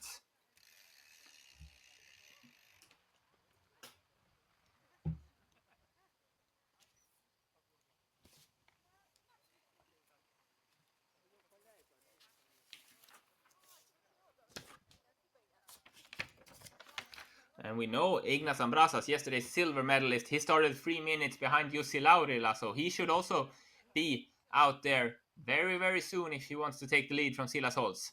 Here we have Nicolene Splittorff. She will take a lead at the 6th control, looking like she has 1.5 minutes down there to the chasers, Ingrid Stengard, Algirda Mitskuvene, Constance Devier. Here we have her first, Ruska Sarela from Finland, yesterday's 5th position.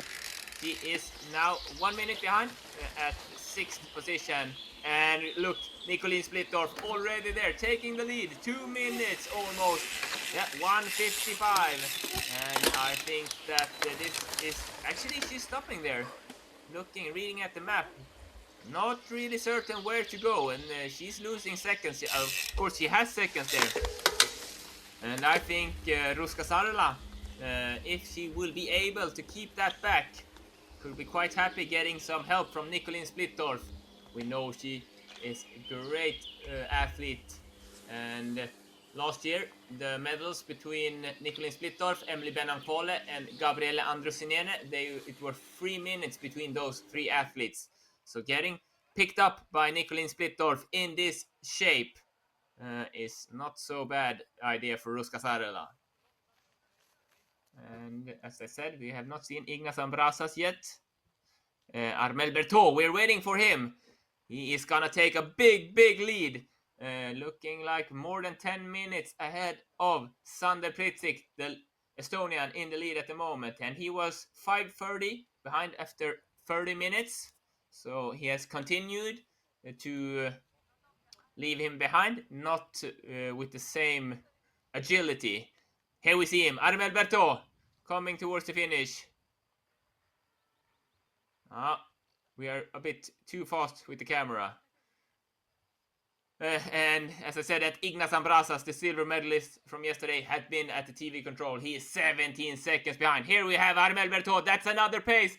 He's pushing everything he's got to take a big lead here at the finish. European Championship long distance. Armel Berthaud from France. He is really high up at the TV control and goes in at the lead there with 12:12 at a time of 2:05. I think the clock stands on. Yes, 2:05:30. So 115 minutes. Then it should be. As I said, Ignas Ambrasas just 4 seconds after Armel Berthaud at the TV control. And Armel having a good race. Starting really early and holding up really well towards the later starters at the TV control. Just some seconds after Silas Holtz and Furin Schneider. 115:23 is his time. Taking the lead with 12:12 ahead of Sander Pritzik. So, and I think it will be a long wait. Leaving the GPS tracker to the organizers and punching out, checking that every control is there. Ja, det är 93. And we are waiting for number 93 here. It's the Finnish Ingrid Stengard, who is there at, then I should check the time before I say something. Ingrid Stengard, 63.49. I think she is more than 1.5 minutes ahead of leader Elvira Larsson in the finish. So Ingrid Stengard, 63.49 there. That is a great time. Taking the lead ahead of Camilla Sörgård and Elvira Larsson, 1.5 minutes. So it's, I think, as she wants to hear it from her or from her leaders. You are in the lead here, Ingrid, and you are third at the TV control. You are going for a medal. Just keep on pushing through the pain and make the best choice you can make. Hallå? Det också. And we are back in the forest. We know Tommy Nykanen started behind Ignas Ambrasas. And then we have Jan Hasek. And we should see who arrives here.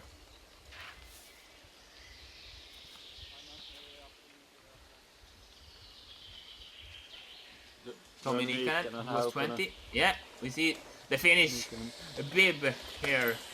Finnish shirt, Tommy Nykanen, number 25. Braking and turning around.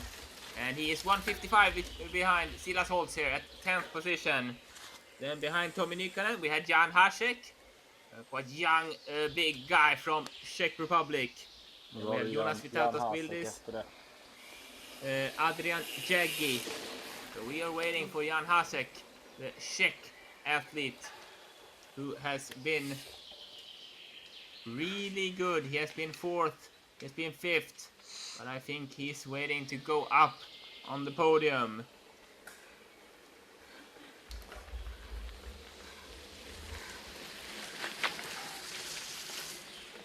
Also, Jan, he was a really good ski orienteer. Yeah, he should just arrive soon. I think we are hanging on here with the camera, waiting for the Czech athlete. Can we be looking at a new best time, or will he be just behind Silas Holtz?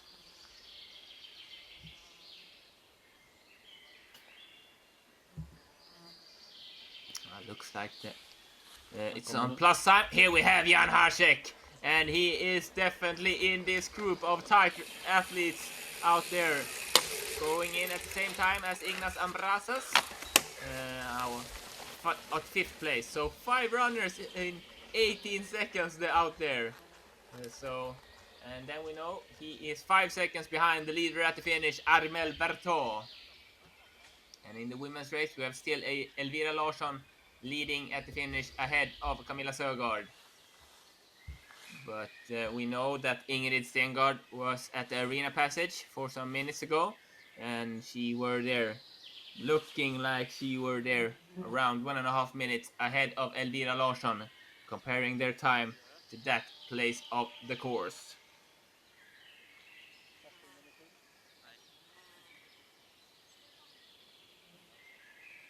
And I think the really interesting name after Ingrid Stengard, yeah, here we get to see the standing in the men's class. Silas Holtz from Switzerland, 8 seconds ahead of Florin Schneider.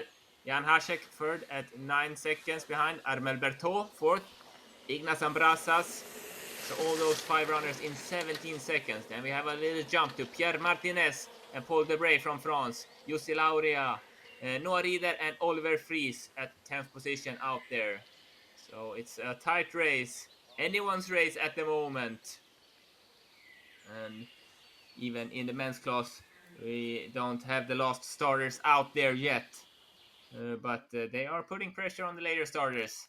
We take number 77 into the finish. That's Ristina Kosareva, 26 minutes behind Elvira Larsson, looking at the new 10th position in the finish.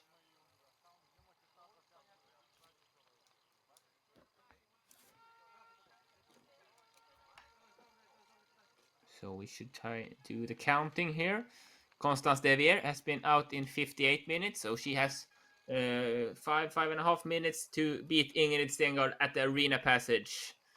And then we have Ursina Jägi, Gabriele Andrusiene, Martina Tiszowska.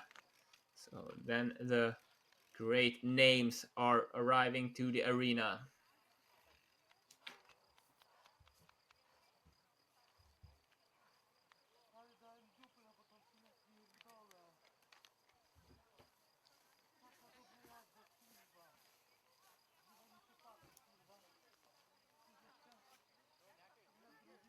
But still Swedish lead in the finish in the women's class, and in the men's class we have the French guy Armel Berthaud leading big 12 more than 12 minutes ahead of Sander Pritzik.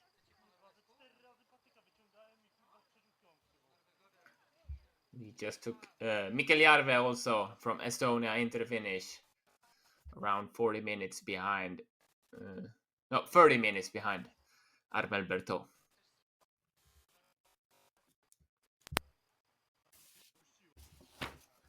And looking at the men's starting list, we have last starter Krzysztof Bogar. I think he wants to do something better than yesterday, even though he was 6th position. But Samuel Pukkola, the gold medalist, is starting second last. We also have Wojtek Ludwig, Fabiano Betega, Andrea Haga. So it's a really big group out of great runners just in the end in the men's class. And we should see, we are waiting here for the could it be Antonia Haga perhaps on the way, number 88. We know she were some minutes behind at the TV control.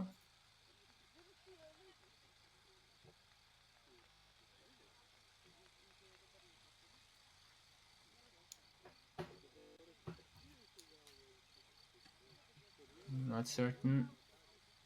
She has been out in 65 minutes now, and therefore she will be, at the moment, if she arrives here, she is a bit more than 1 minute behind Ingrid Stengard, but we are waiting and seeing.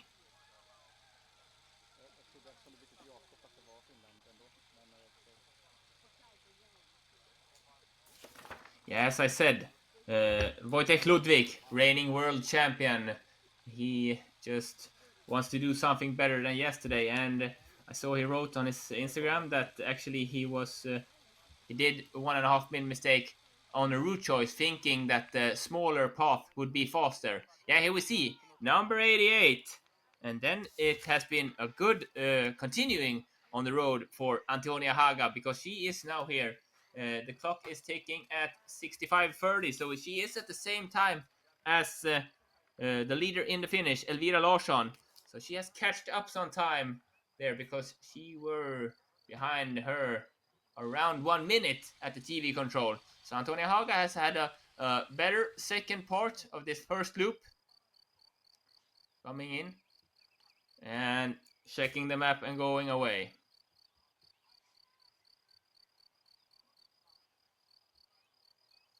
And sadly, it looks like Celine Feldenreiter from Switzerland has had some difficulties going into the finish about 40 minutes too early, so she has not taken the entire course. Who started actually only 3 minutes behind Antonia Haga. And then we have Constance Devier, Ursina Jägi, who are the next starters to come there. As I said, Wojtek Ludwig, he said that he was a bit surprised that the small path that he took was quite much slower. So I think he has changed his tactical appearance to this race, and probably going a bit round. Reigning world champion. He won that ahead of Simon Hellmüller, who is not here, and then Wojciech Stransky. And here we see Nicolene Splittorff. She is still at the lead, and Ruska Sarela taking the other route choice here. And comparing to Cecilie Kristoffersen, Constance Devier, it looks like maybe it's not so bad. We'll see when she comes closer to the control, but definitely Nicolene Splittorff, she is in the lead to keep it. But I think that means that Ruska Sarala did not get Nicolin's back, since they took different route choosing here. So probably, I guess, Nicolin Splittorff has passed Ruska Sarala. She might have passed Ruska Sarala, I should say. I'm not certain. And not being able to keep her back. But Nicolin takes the route choice that we saw Camilla Sögaard and Elvira Larsson make earlier. Probably the fastest there.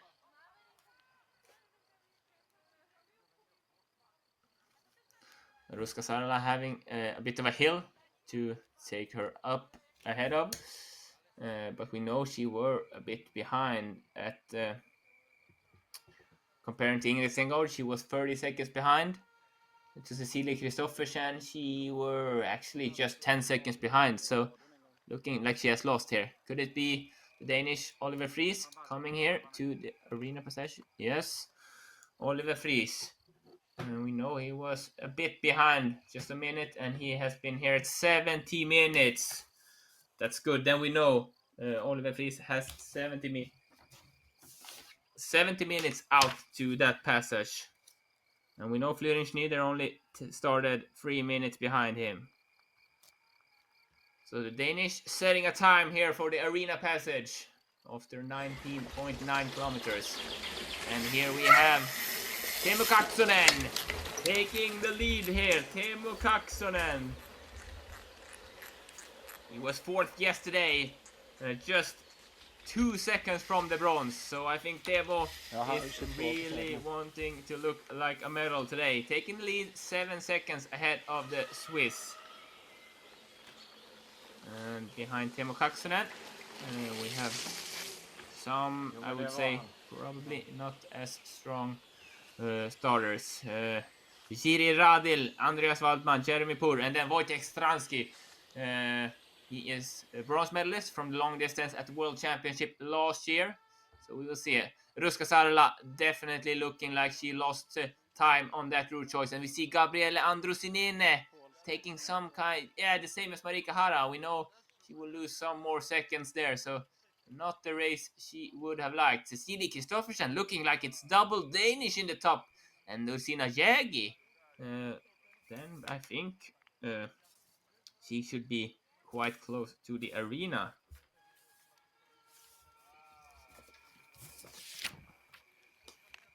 We have Constance Devier, who should be here first, of course. But she is ahead of her in the this tracking, not in the terrain, but in the time. So Ruska Sarala coming in there, almost the same as Ursina Jägi, but behind the Danish ladies, Nicolin Splittorff, who has a big lead and has the race in her hand to do something wrong. If she just keeps on going, and we saw at the sixth control, she was really taking her time, choosing the route choices. Looks, I would say, it's a kind of safety measure, and she has all the possibilities to do those, and she would after a while go into the arena passage, the 12th control, and get to hear how she is, and then I think she would just know much stronger that I just need to do this stable and I will be the gold medalist today. So we're looking at the women's class, who should come into the finish. Marika Hara has been out in 99 minutes. So if she wants to beat Elvira Larsson, she has 3 minutes to do that. And we know Marika Hara and Elvira were at the same time at the TV control. So it'll be interesting to see how she have continued this race. We didn't see her at the arena passage. I'm not certain which time she had there. But around 3 minutes to beat the Swede in the lead.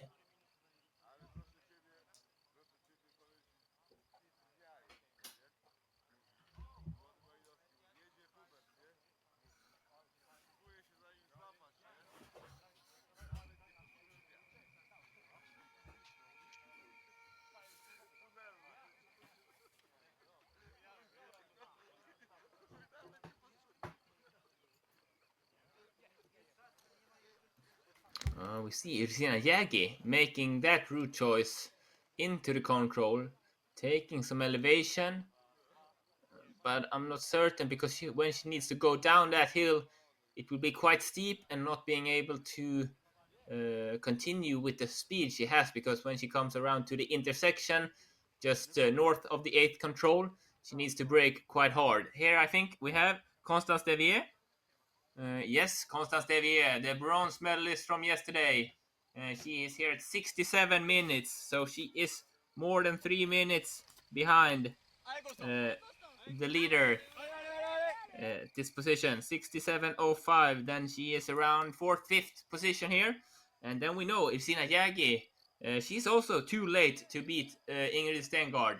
So she probably lost to that 8th control that we just were watching. But Constance Devier, looking like she has a lot of power, energy. The French management cheered her on. She is in it to win it. Maybe not win it, but looking at the medals, it's still a possibility. Should be perhaps Andreas Waldmann from Austria on the way. He was 6th at the long distance at World Championship last year. So the Austrian, we saw we're still waiting for Jiri Radil, who started 3 minutes ahead of him. But I think Andreas Waldmann from Austria could be more interesting to see how he stands up out here. Nu 10 kommer I nu. think here we have Jiri Radil, and then just right behind him, Wallman där. Han var med. yeah, it's Andreas Waldmann. They're turning around there, pausing him at the control. And I think that's a leader. Yeah, 25 seconds lead ahead of Teemu Kaksonen. Andreas Waldmann from Austria, looking at his 6th place from the World Championship last year at long distance. He wants to do something better this day. And he also won his first World Cup long distance 2019. So he likes it. And still we have not seen Marika Hara coming towards the finish in the ladies class. And I think the time is ticking out for her to beat Elvira Larsson. So Elvira Larsson have made a really good second loop. We should see if the Finnish athlete Marika Hara, blue and white dress, is coming soon. Don't think that's her.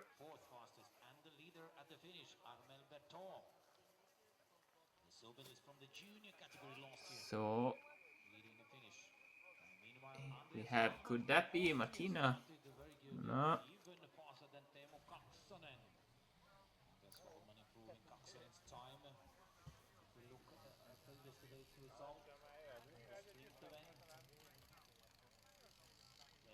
Could it be Martina Tyszowska? I don't think so. She's quite close to this arena passage. We are waiting Irsina Yagi. Här kommer 100. Yeah, here we have Gabriele Andrusinene. Then she has picked up the pace and she is there at 66 minutes. So she is still behind, but working for the medal positions. She is around 2 minutes behind Ingrid Stengard at the moment there.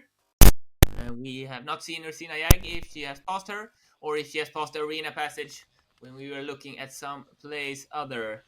Behind Gabriele Andrusinene, we had Martina Tyszowska starting, and we know she was actually quite well ahead, already 1.5 minutes ahead of Gabriele at the TV position.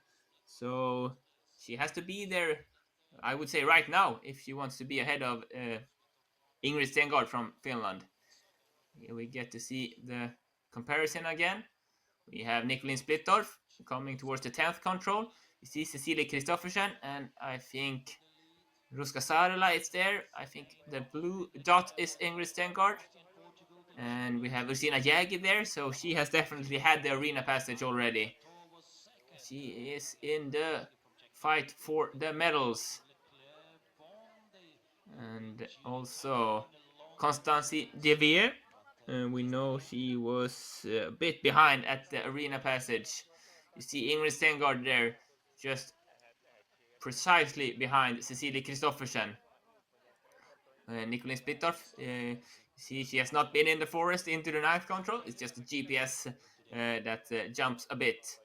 And we see that would be interesting to see Ingrid Stengaard. We know she were around 1.5 minutes ahead of the leader in the finish, Elvira Larsson, at the arena passage, looking like the Swede might go just outside the medal positions today also.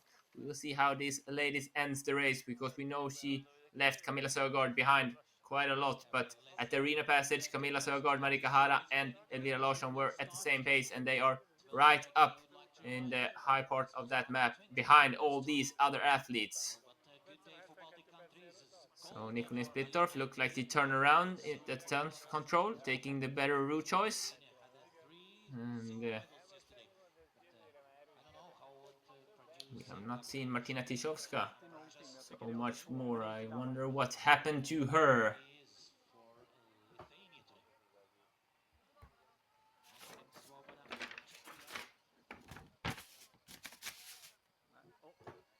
Varvar nu tror jag. Det här är en 82 som varvar. 86 tror jag ska till mål. Finishing just behind the medals into the fours. Juan Montes won the bronze last year. Could it be that number 86, Nicolene Splittorff, already is coming quite close to the arena passage? I'm not certain. We are seeing 89 here at the picture. Marika Hara coming into the finish. Then she has been left behind by Elvira Larsson. 4 minutes and 20 seconds on this second part of the race. Losing there into the third position behind Elvira Larsson and Camilla Sögaard. So 4:20 behind the Swedish. And here we have a French guy. Could it be Jeremy Poor? Yes. And he has been, Jeremy Poor. And he's 2.5 minutes behind Andreas Waldman. And we know just 33 minutes behind him started Wojtek Stransky. He took the bronze medal at the long distance last year's World Championship.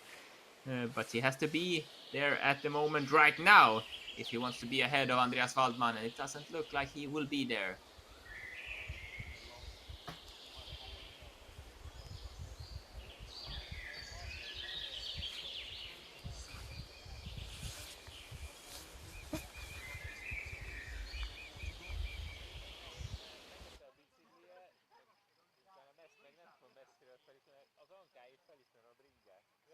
And looking here at the medal again.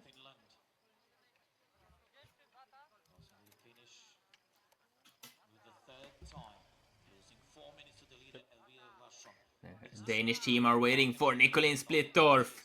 We will see how fast she is. She has just been out. Of course, perhaps they're waiting for Cecilie Kristoffersen ahead. She has been out in 63 minutes. And Nicolene Splittorff in 57. And we know both those are definitely in the medal race. Also at the European, she has earned 8 medals. So it can be. Yeah, here we have number 84. That's Cecilie Kristoffersen. Had a really good, I would not say start, a really good race so far, being here, I think, at the same time, almost, at Ingrid Stengaard. We should see 63:30. Yeah, she's actually 20-30 seconds ahead of Ingrid Stengaard, so she is in the lead here. Cecilie Kristoffersen. We know Nicolene Splittorff is on the way. Could it be Wojciech Stransky from Czech Republic here coming to the TV control? Punching there, 1:22 behind Andreas Waldman. I've lost some time here in the beginning, but still he has a lot of course to work with. Yeah, Cecilie Kristoffersen then ahead of Ingrid Stengaard. So, and here we have Nicolene Splittorff. She started 6 minutes behind Cecilie Kristoffersen, and we know that the current leader were here just a minute ago. So 5 minutes lead for Nicolene Splittorff coming here, and getting to hear that from the Danish leaders. Yeah, she is focused just to keep on going. 60 minutes there. So that is a good big lead. Maybe around 4 minutes ahead of Cecilie Kristoffersen.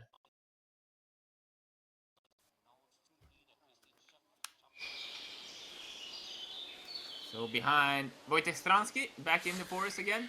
Since we at this TV control, we're just waiting for the men. Jonas Maiselis from Lithuania started. Det är han som var ny bästa tid. När hans GPS stod så kunde inte se att han var på väg. So actually, I think Jonas Maiselis have already been there. Getting to hear that. Probably a new leader from the Lithuanian there. Not certain exactly. We keep a little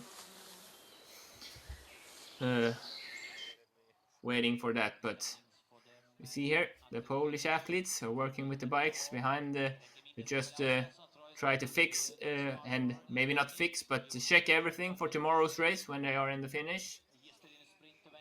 Armel Berthaud still in the lead in the finish from France. Looking at who can be the next coming to the finish. And here maybe we're waiting for Ruska Sarela to pass as the last woman then. She was passed by Nicolin Splittorff. If she's coming here, it's still a really good time for Ruska Sarela.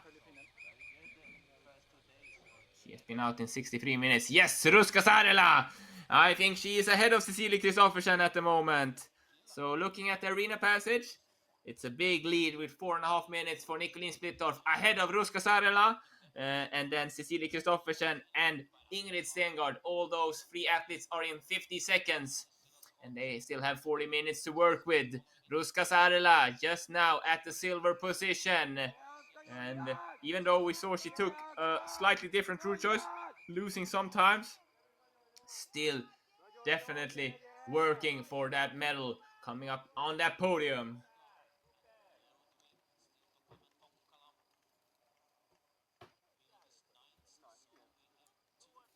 Then we know that that's the leading group, and we know that the leading Swede in the finish, Elvira Larsson, she is around 1.5-2 minutes behind that medal fight at this arena. So either they have to do something, some small mistakes, or they have to become a bit tired to open up for Elvira Larsson and the medal. Yesterday's fourth position.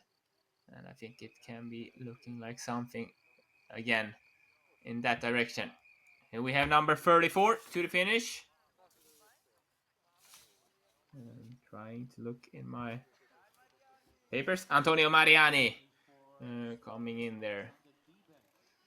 A bit behind. Behind Antonia Mariani, we had Prit Popo. We are waiting for Gabriela Gustafsson coming to the finish. Yeah, Gabriela has done a really good second part of the race. We come in as a new second best time here. Gabriela Gustafsson, she was 10th yesterday. And it could be some places better today. Coming in around 2 minutes behind her Swedish teammate Elvira Larsson. Gabriela Gustafsson punching in there, 1:52. A new second best time. 50 seconds ahead of Camilla Sögaard, beating Marika Hara. Stable race from Gabriela Gustafsson, who had lost some time in the beginning, but ending the race really good here. So she were actually 2 minutes behind Camilla Sögaard at the TV control, and now 50 seconds before her. So that's a really good ending, and being able to keep the same pace as Elvira Larsson has done from the TV control, from 30 minutes to 100 minutes.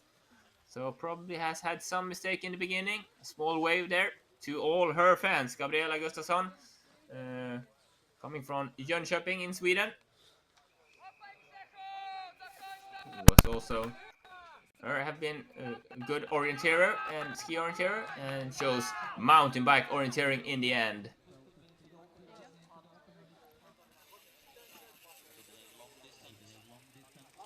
Looking like the Swedish ladies might have something for a coming relay team.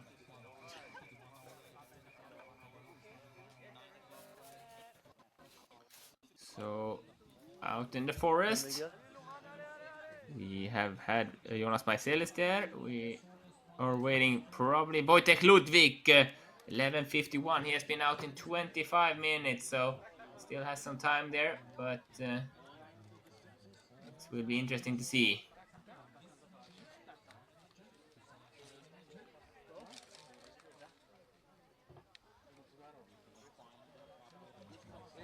Martin Kanta, Czech guy, is far behind. Here we see some of the Bulgarian athletes. Peter Popunkov. And also starting number 95 in the women's class. Lukul from France. So the men standing in the finish, Armel Berthaud is still leading.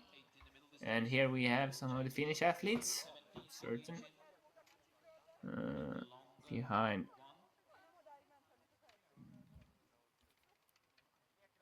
Karin Gustafsson from Sweden there. Been passed by her teammates with 6 minutes. Armel Berthaud is in the lead at a finish. And he is ahead of Regimantas Kavaliauskas 9 minutes. So we're still waiting for more of those really good times at the finish. Martin Kanta, the Czech, has been out at the TV control. He is now 7th position there, 112 behind leader Andreas Waldman.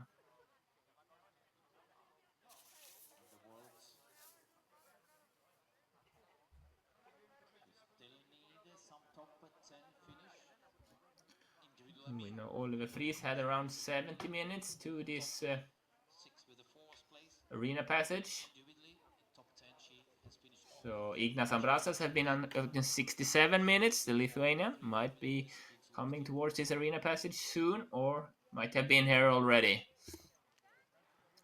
It's a bonus if we have time to find. Maybe that can be Ignas Ambrasas coming here. We not know. Yes, Ignas Ambrasas, number 40, coming to the arena passage. He has been out then in 67.5 minutes, and we know Oliver Fries were here at 70.5 minutes. So he's 3 minutes ahead of the Danish.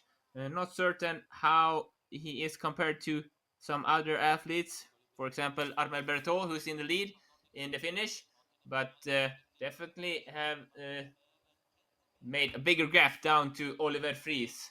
The distance between those at the TV control were 1.5 minutes, so he has gained 1.5 more minutes. So looking like a stable race from Ignas.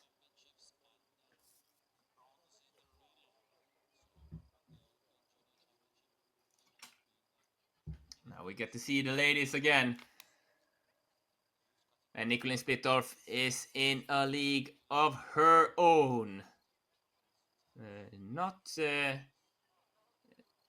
can actually be so that she picks up on her teammate Cecilie Kristoffersen fighting for the silver medal. It could be interesting to see if those Danish ladies could help each other anything. And we see Ruska Sarela is out there to the left. Ursina Jägi is there, tight with her. The Swiss is fighting for her medal also. Actually, Ursina Jägi is a world champion from the middle distance 2012. And then she has waited for more medals. So fighting here for more individual medals, I should say. Actually, the Swiss ladies, the Swiss team, took silver at the World Championship relay. She has been 2 times with them, and they took bronze at the mixed relay at European Champs last year. Mixed relay we will have at Sunday here in Poland.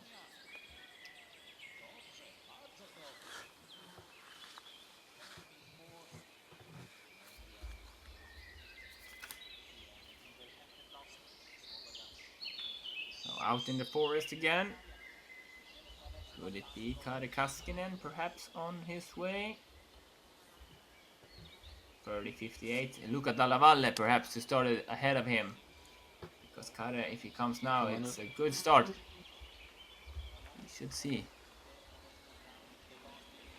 It's Italian, Luca Dalla Valle coming here. Around 2.5 minutes, 2:50 behind. So we will see. Starting behind him, as I said, Kari Kaskinen. And then behind Kari Kaskinen, Wojtek Ludwig, the reigning world champion from Czech Republic. He definitely wants to be on top again. Having a bit of a disappointment yesterday, losing a lot of time on a route choice. And here we have number 101, Algirda Mishkovene, Yes, she is a new leader, taking the lead 19 seconds ahead of Elvira Larsson. We saw a bad route choice from Algirda, losing around 1.5 minutes, but having great pace out there and taking the lead in the end. Algirda Mishkovene, she has been at the 2018 World Championship long distance 4th place. And a great ending from her, putting down Elvira Larsson from the lead. So Algirda, interesting to see how this stands in the end. Punching out there, checking that every control has been there. And here we have, I think it's Wojtek Ludwig. Could it be Wojtek Ludwig who has passed up? Yes, Wojtek Ludwig, what a start! 1:55 ahead of Andreas Waldman there. And Wojtek Ludwig, yeah, as I said, the reigning world champion. He wants to show something different than yesterday. And that is a start to be reckoned with. Can anyone answer up to that? We have Fabiano Bettega, Andrea Haga, yesterday's gold medalist Samuel Pökele, and Christoph Bogar, that I think could be those who challenge him.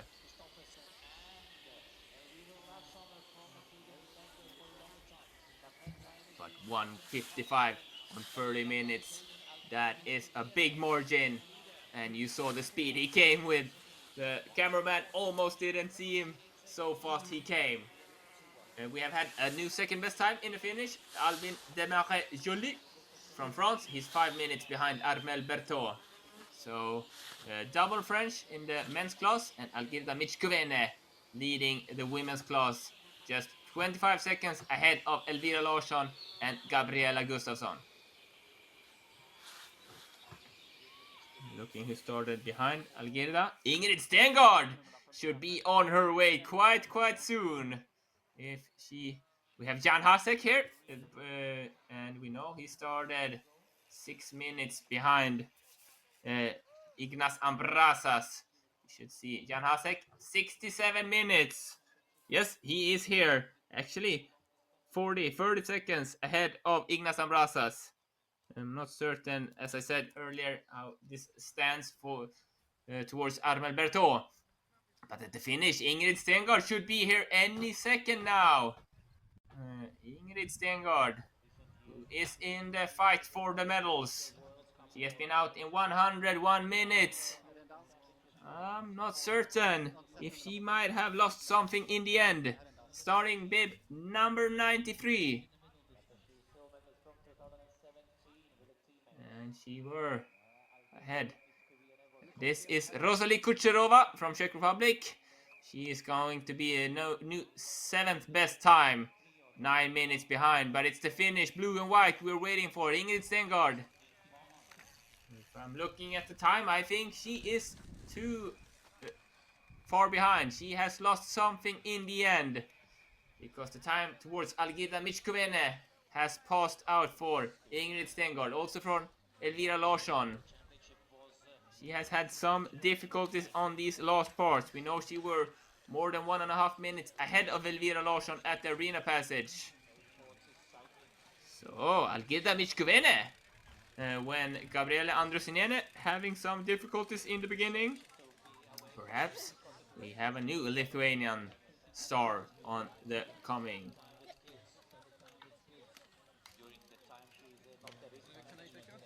Yeah, of course. Yeah, but I have it somewhere. Yeah. Okay. Yeah, thank you.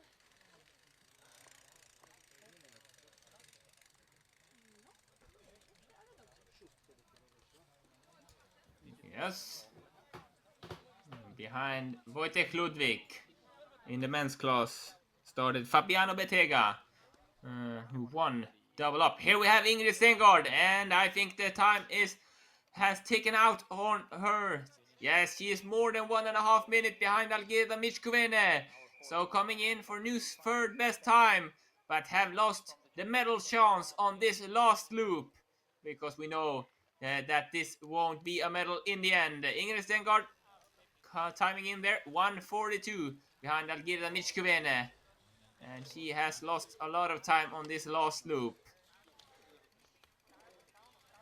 And you hear it breathing heavily. Wondering, the 48 years old, where did I lose that time? I almost had a medal, grasping for it in my hands. Battles for the top 10 and the medals for the lead group.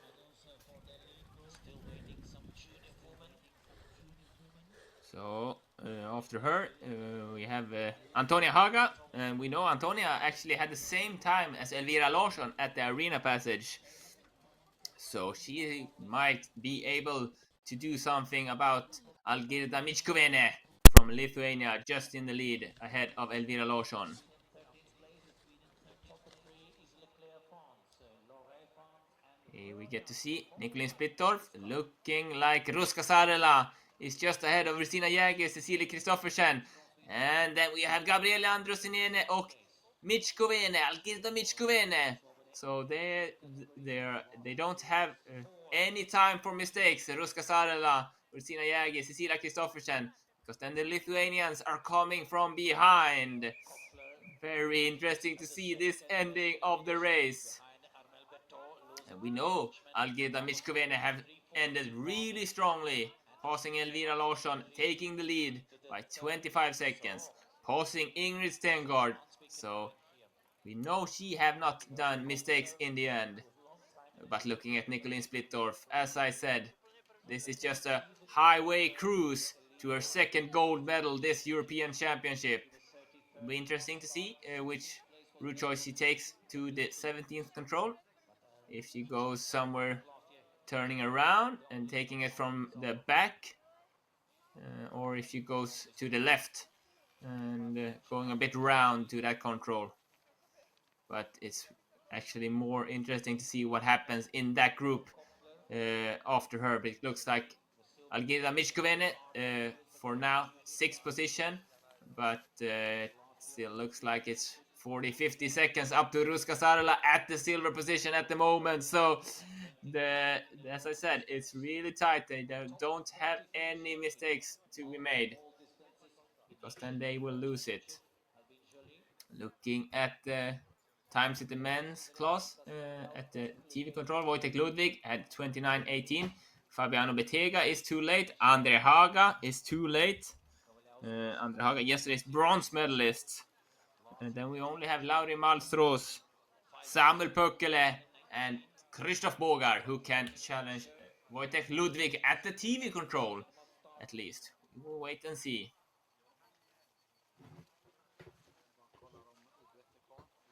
And Florin Schneider, who was actually just some seconds ahead of Armel Bertot at the TV control. He has been out in 100 minutes, so still no really big.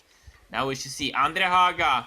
As you see, even though he's 1.5 minutes behind, he could be at the second position. So we're waiting for starting bib 21, Andre Haga here. Trying to be ahead of Andreas Waldman, Teemu Kaksonen, Silas Holtz. Yeah, here he comes, Andre Haga, yesterday's bronze medalist. He is now at the silver position out in the terrain, and he only has 3 starters behind him. So a good start from Andre Haga. It's just that Wojtek Ludwig is having a phenomenal start of this race, and it looks like maybe he had some kind of rocket in his bike as fast as he came.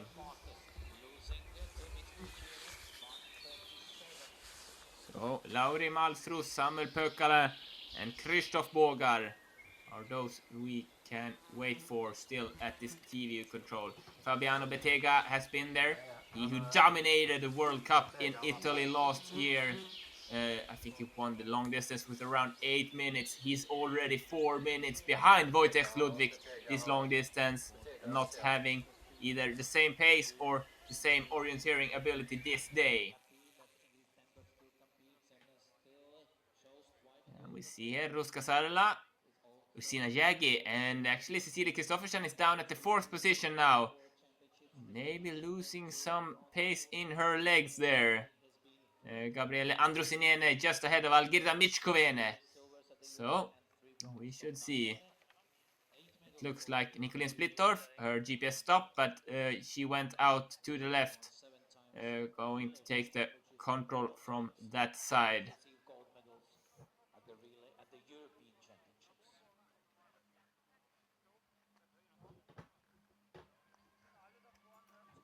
Viene, Larsson, Stengard, Gustafsson. So, we are waiting for... You see Algirda Michkvene leading at 101 minutes. Next, really good. Constance Devier has been out in 97 minutes.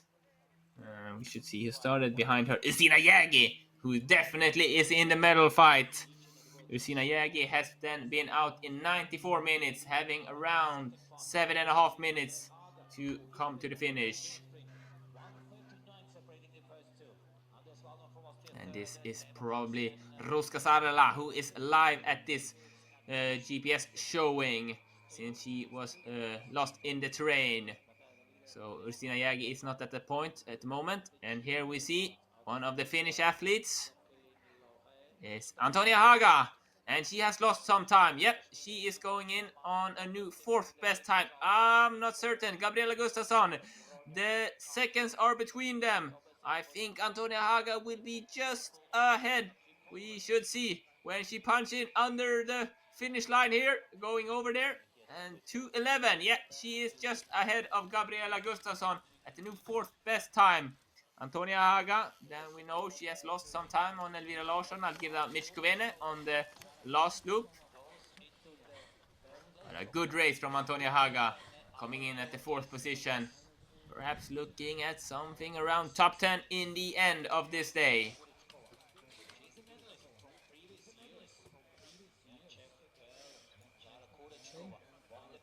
Punching out there, leaving the GPS. And then going to rest a bit. Finally getting to step off that bike.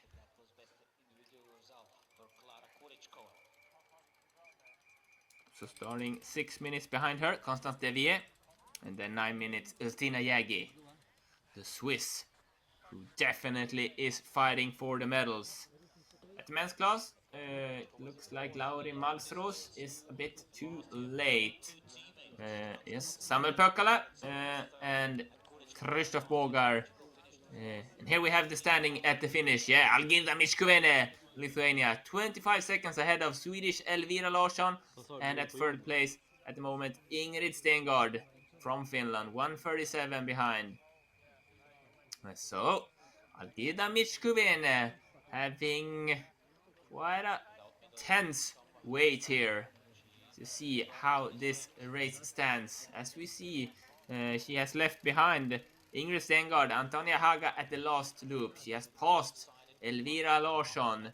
So she has ended the race really good. Probably find some great route choice and still being able to have a lot of power in her legs.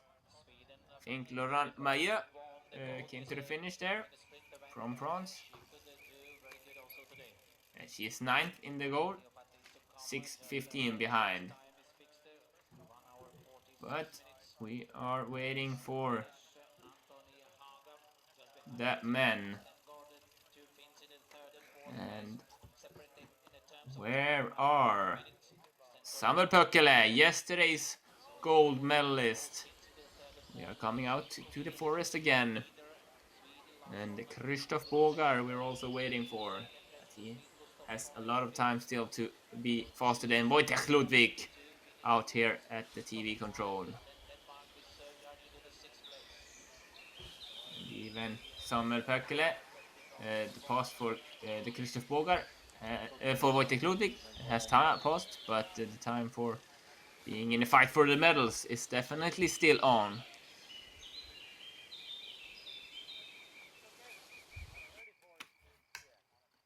Yeah, here we see number 79, Valeri Kamerirova, coming into the finish, around 10th position, 8:16 behind Algirda Michkvene in the lead.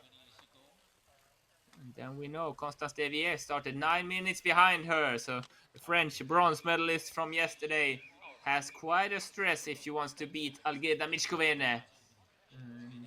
She looked like she were sometime behind her. Here, it looks like Samuel Pökkala. Yeah, he is 2 minutes behind. But you see the time towards Andreas Waldman just went out. He is 4th position there. And it looks like he had catch Lauri Malsros from Estonia there. Came from the other direction. Yeah, you see the Estonian just right ahead of Samuel Pökkala at 4th position now. but just 30 seconds up to the silver medal.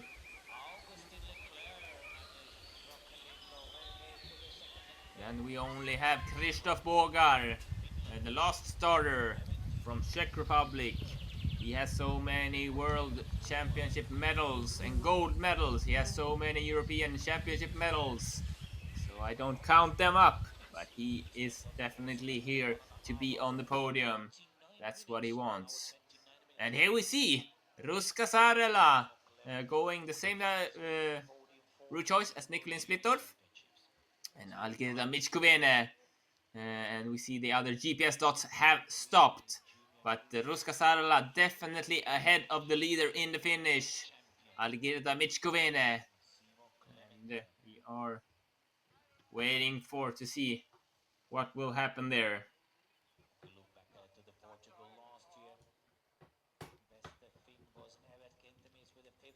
You should see, we are firstly and formally waiting for Ursina Jagi to the finish, I think. She started 10:56, if I'm not mistaken. So Ursina Jagi has been out in 100 minutes right now and has a little less than 2 minutes to come to the finish. Could this be Ursina Jagi coming already? Yes, she is gonna take the lead. She has had a great, tremendous race, ending fantastic. Ursina Jagi first here from the Swiss athletes coming in, taking the lead almost 1.5 minutes ahead of Algirda Michkovene. This could be a medal. Look at Ursina, she has really grasping for air coming into the finish here. And as I said, she was world champion 2012. And now it's time, perhaps, for a new medal, Ursina. And she gets a hug from her teammate there, realizing this is a great race from Ursina Jagi. Switzerland has passed up Celine Wellenreiter 6 minutes and taking the lead 1:22 ahead of Algirda Michkovene. So we will see how this stands when we come. Perhaps Nikolin Splittorff will take the lead, will take the gold, but then towards Cecilie Kristoffersen and Ruska Sarela. So,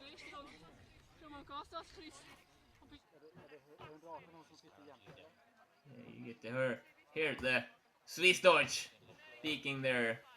And Krzysztof Bogar has been out in 31.5 minutes. So Wojtek Ludwig will definitely be the leader at the TV control. We'll see how Krzysztof Bogar stands out there. Gabriele Androsinene started 3 minutes behind. Here we get to see Krzysztof Bogar, Andre Haga, Jonas Maiselis. We know we did not have Jonas Maiselis' time there, but you see, it's really good. So I think actually Jonas Maiselis might be second position there after Wojtek Ludwig, and then Andre Haga probably at the third position. Samuel Pökkälä just 20 seconds ahead, behind Andre Haga. You see they are taking different route choices. Very interesting. Jonas Maiselis, the Lithuanian. Lithuania having a great championship so far. So, looks like Jonas Maiselis. We know that Andre Haga is 140 behind the leader, Wojtek Ludwig. But Jonas Maiselis, perhaps around 115 behind him at second position there. And he has been out in the forest. You should see, Jonas Maiselis started quite early. 59 minutes. Here we get to see Constance Devier. It's yesterday's bronze medalist, and today will be a bit further down in the list, but a good race from her, coming in at the new 9th position, 5:40 behind Ursina Jagi. And then we know that Gabriele Androsinene, she started 6 minutes behind Constance Devier, so she has to be there if she wants to beat Ursina Jagi. I think the Swiss is maybe we have Cecilie Kristoffersen, Ruska Sarela, of course, and Nikolin Splittorff, but the hope and dreams of a medal for Ursina Jagi is definitely becoming bigger. There we have from Czech Republic, Martina Tyszowska, already in the finish, taking the lead, 2:41 ahead of Ursina Jagi. We have not seen her at the GPS, but Martina Tyszowska from Czech Republic taking a big lead 2 minutes 40 seconds ahead of Ursina Jägi. Maybe I outspoke myself then. The medal fight for Ursina Jägi might be a bit tough. We will see. Cecilia Kristoffersen, Ruska Saarela, Nicolin Splittorff are those who can put these athletes down. At the moment, Martina Tiszowska leading in the finish ahead of Ursina Jägi, Algirda Michkovene at the third position.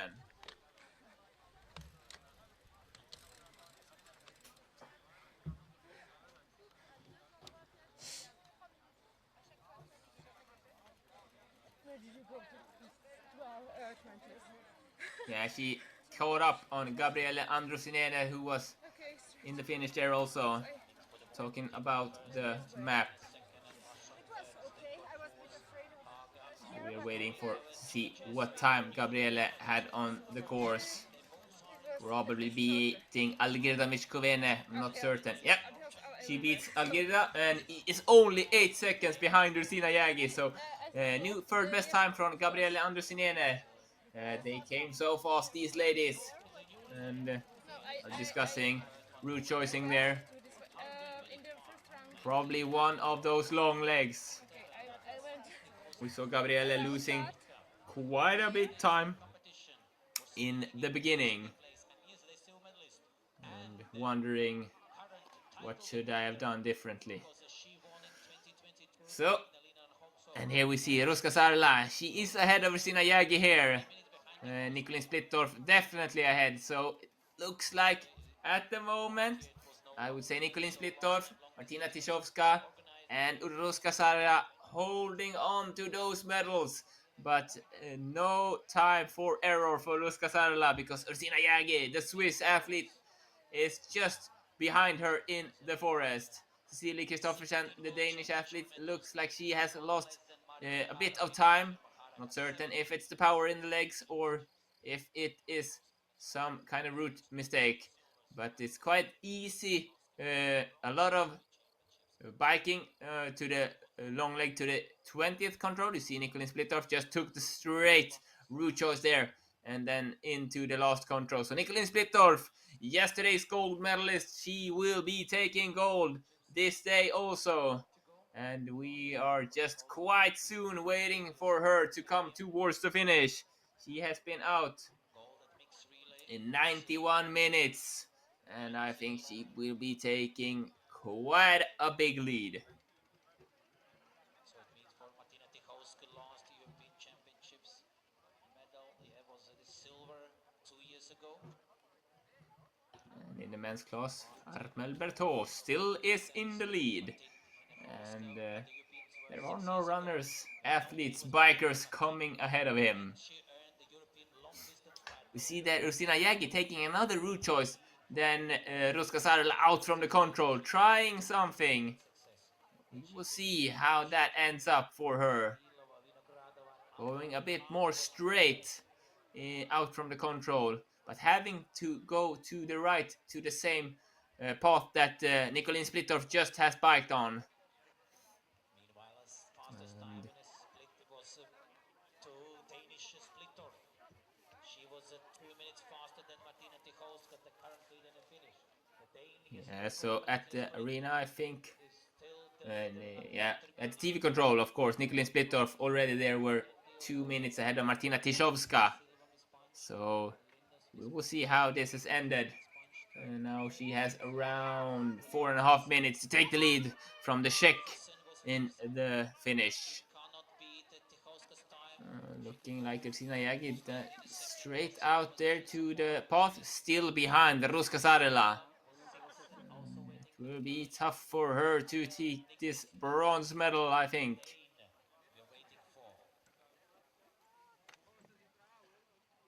So this is the ending of the long distance for the women's class. Nicolin Splittorff coming towards number 21 and soon the last control.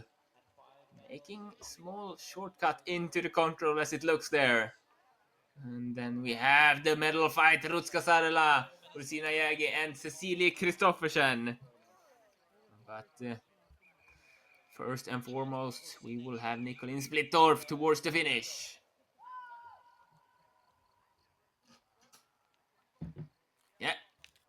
here we get to see number 15. It's Oliver Fries coming into the finish, 4:18 behind the leader. And also having Florin Schneider, new second best time, but also him behind Armel Berthaud. And here we have yesterday's European gold medalist, and I can say it now, it is also today's gold medalist, Nicolene Splittorff, taking the golds and putting them on a tray. It was the sprint champion yesterday, and she will be the long champion today. She's still working for the perfect week here in Poland at European Championships, taking the lead and probably the win with 2:51 ahead of Martina Tyszowska, as she has taken out everything. That is a tired lady, but look at that race. It's so impressive. It's almost horrific how she went out there, and the start from Nicolene Splittorff, having 2 minutes already at the TV control to Martina Tyszowska. So almost there when she set the tone, and already there had the so big lead. So Nicolene Splittorff has passed her teammate Cecilie Kristoffersen, who was not able to catch her back. And here she comes, I think. Cecilie Kristoffersen, she is too late to take a medal, coming in for the 5th position now. And she would probably be behind Ruska Sarla. So can it be a 6th position for her in the end? Coming in there, 7:02 behind Nicolene Splittorff, Cecilie Kristoffersen. And she has also taken everything out of her body, put it into the forest, put it into the bike, and just tried to work with as much as possible.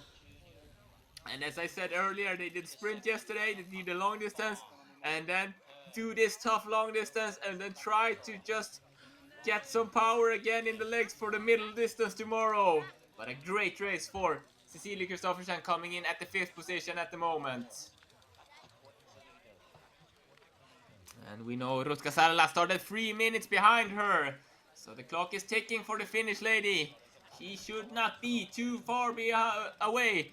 She has around 1 minute on her to try and beat Ursina Jagi for the bronze medal.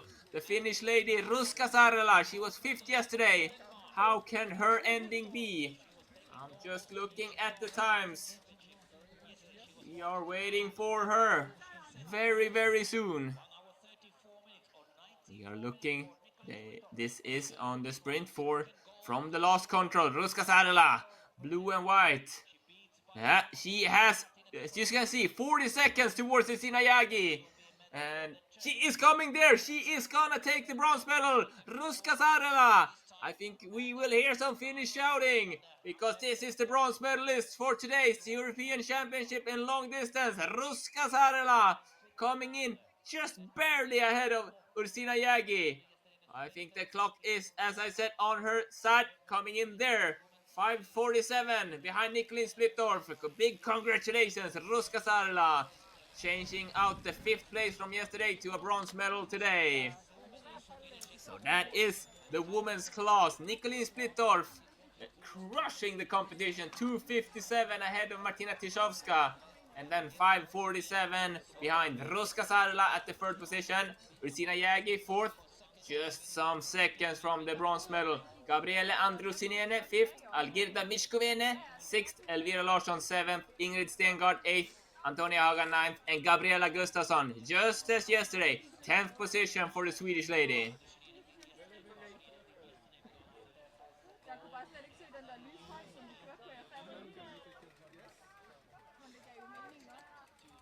So we will see, changing the focus from the women's class. As I said, Antonia Haga coming to the 9th position. We will see if her brother André could be a better position. He was really high out there at the TV control. But we know Wojtek Ludwig. He went for the knockout directly, taking the lead there with more than 1 minute. Jonas Bajselic 2nd, André Haga 3rd. Samuel Pökele, Andreas Waldman, and I think Krzysztof Bogar were in that group quite tight with the times. Armel Berthaud leading in the finish ahead of Florin Schneider, just 19 seconds. So French ahead of Switzerland. And here we get to see it. Nicolene Splittorff. What an amazing athlete. She is taking the gold. Home to Denmark. 2:57 ahead of Martina Tyszowska, Czech Republic. Getting a better day today. No mispunching. It's a silver for Martina Tyszowska and Ruska Sadela. Also stepping up from the 5th position yesterday to the 3rd position and the bronze medal today. And really good to see. Cecilia Kristoffersen 6th, of course. Gabriella was 8th. Camilla Sögaard, the 12th position. Constance Devier is 13th. Marika Hara, 15th. And here we see around 10 minutes to 17 minutes behind Nicolene Splittorff, who put out such an extraordinary race today. But we saw them coming into the finish. They were really tired. And now it's just for these ladies to try and find energy, try and find some shade, and just get energy in your body, relax, maybe get a massage, and start focusing on tomorrow's race. Here we see 32nd position, Anna Kachuk from Poland, and Aleksandra Chatuska, also Poland. So the Polish ladies are out there and fighting. Miriam Arina Anduesa, who had a really good start, had big issues in the last part. And here we get to see Jonas Maiselis, Wojtek Stransky. And out of those two, I think that I should not say too much. Jonas Maiselis. That was Wojtek Stransky, I think. And we know Wojtek Ludwig already here. Jonas Maiselis actually started 3 minutes behind Wojtek Stransky and looking like she has catched up on him. So Wojtek Ludwig he has been out in 60 minutes. That's a tremendous first loop from him. Since we know Jan Hasek had 67 minutes and he were 3 minutes behind him after half an hour. So he has just kept on going with that incredible speed out in the forest. Interesting to see. Yeah, you see here Jonas Maiselis going toward Wojtek Ludwig. Perhaps he is the one going at the live. He is clearly ahead. Jonas Maiselis, we see Wojtek Stransky, Jan Hasek, Luca Dalla Valle, Ignas Ambrasas taking another route choice to the 15th control. Florian Schneider, Jonas Vitautas Gvildis are there, Armel Berthaud. So Wojtek Ludwig, he has some racers starting after him, but when we get to see this compared to the earlier starters, he is definitely in a big lead. Jonas Maiselis has lost time, but still second in the terrain at the moment. Wojtek Stransky chasing him. And we also have Luca Dalla Valle there going quite great. Perhaps he have had Wojtek Ludwig's back for a while, starting 6 minutes behind him. And Ignas Ambrasas coming from the other direction. So it will be interesting to see. Fabiano Bettega, he were a bit behind. Andre Haga, Samuel Pöckela, and Krzysztof Bogar. And here we get to see the Swiss athlete, Noah Rieder. And he is going in for the 3rd best time at the moment. Noah Rieder, he was 7th yesterday. And he had lost quite a lot of time in the beginning. So he has done a great ending here. 1:03 behind Armel Berthaud. He has been doing exactly the same from the first TV control. And he gave it his all out there. And having his compass on the hand like that, being able to look at it. Perhaps at these competitions, when you're able to shortcut, when you're able to do shortcuts, it's better to have a compass with you so you can use it. Otherwise, when you're going on the path, maybe not as useful. Noah Rieder from Switzerland, 58 seconds behind Armel Berthaud at the lead in the finish.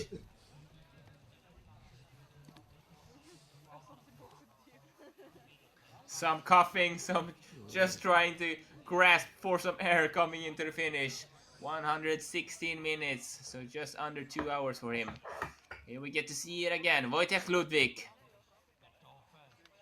taking another quite long route choice to the 14th control. Comparing to Jonas Maiselis going a bit more straight. And I think Jonas Maiselis have done some problems because Wojciech Stransky is a lot closer to him now than he were earlier. Yeah, you see, I'm not certain if Jonas Maiselis did not have control on where he should go, because suddenly Wojciech Stransky were a lot closer to him than Jan Hasek, Luca Dalla Valle, Florian Schneider, Almer Beltot, Ignas Ambrasas. So looking at those guys, Jan Hasek has been out in 100 minutes, so he has around 15 minutes to the finish. Ignas Ambrasas 106, so he should be closer to the finish. And we see here at the GPS he is ahead of him, ahead of the leader at the finish, Armel Berthaud there. So Jussi Laurila, we have not seen his GPS. We are looking who should be able to come. Bartosz Nibelski, the Polish who came 5th yesterday at the sprint, have not had as good day today as it looks like, so he is probably gonna be a bit slower to the finish, because his time for Armel Berthaud has already passed. And then we had Silas Hotz from Switzerland, who had a good start, just 6th positions at the TV control, right ahead of Jan Hasek. So it will be interesting to see they arriving. But Wojtek Ludwig just working on doing everything correct as it looks like. And Jonas Maiselis still having some time down to Wojtek Stransky. And Andre Haga, Samuel Pökala and Krzysztof Bogar will have to do something good to try and do something for Jonas Maiselis. But it looks like Wojtek Ludwig is, compared to this, having a lot of time, and he already had 1.5 minutes to Andre Haga at the TV control, and we know Jonas Maiselis were 2nd there, so it just looks like he's punishing his opponents today.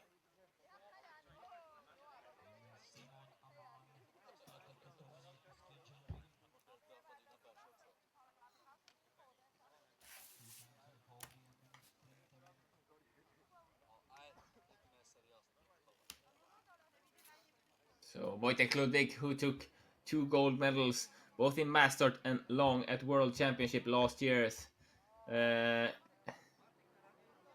looks like he's just continuing to build his medal cabinet at home. Of course, he has a lot of medals. And here we get to see the Finnish and the Switzerland. I'm not really certain who is Jussi Laurila. Jussi Laurila, is he coming already? What a great ending to the race. Gonna take a big lead. Jussi Laurila, 3 minutes 22 seconds ahead of Armel Berthaud. And look, what a finish by Jussi Laurila. At the TV control, he were actually 1 minute behind him. So he has been doing 4 minutes better from the TV control. Jussi Laurila showing what he has in those legs. And it would be interesting to see him at the GPS, because I think he has definitely got up in the ranks. 2:53, and you saw he had catch Silas Hotz from Switzerland, almost 3 minutes, and he were really tired in the end, just trying to get into the finish line. Jussi Laurila, Finland, punching out there. That is a great ending of that race. It was the And I think he understands that. Sorry.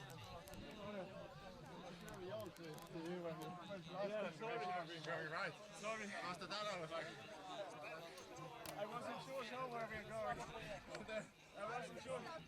Were you on the left of me there? Did I cut you? No, not that one. So he was 13th yesterday, and it will definitely be a better position for Jussi. Talking to Silas Hotz here.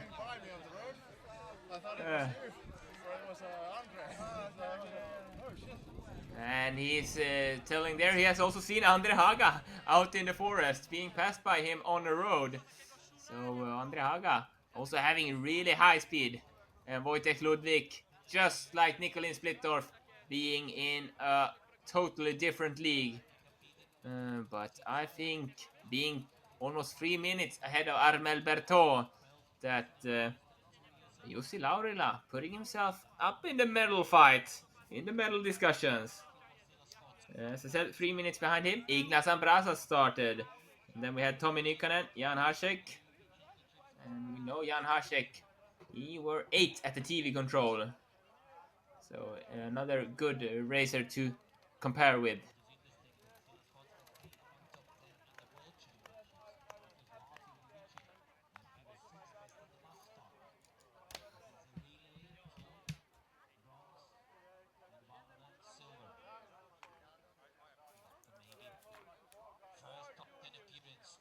Wojtek Ludwig actually going in on that road earlier. Yeah, of course, taking the left route choice there. Going correct to his control. Jonas Maiselis just ahead of Wojtek Stransky. Luca Dalla Valle, the Italian, looking like he's having a better day today also. He is also a world champion from 2017 from the mass start there, so we will see. And we know Luca, he's really strong. He likes to do mountaineering, skiing, and just like Tove Alexandersson in the foot orienteering world. And we know how good lungs and heart you have to have if you do that kind of sport. So Jonas Maiselis still a bit ahead of Wojtek Stransky. We should see if they are taking the same route choice as Wojtek Ludwig. But it just looks like he is putting on a show for us out there. So Ignas Ambrasas, he is too late to beat Jussi Laurila at the finish. He has lost time there. So we'll see how far behind, if he can do something for Silas Hots at the second position in the finish at the moment. See Jonas Maiselis, Wojtek Stransky doing some small micro route choice difference. Looked like Jonas Maiselis actually did a shortcut there, going out more to the left on the road. And Wojtek Ludwig is already almost at the 21st control, and it's a long leg, and it's minutes between these athletes at the moment. And starting to look at if Wojtek Ludwig perhaps could pick up Luca Dalla Valle 6 minutes. And he's not that far from Wojtek Stransky and Jonas Maiselis at the moment. So interesting. Bartosz Niebieski came into the finish now, 118 minutes, 6 minutes behind Jussi Laurila at the 7th position. So a new best Polish athlete there. So Wojtek Stransky going into the 20th control.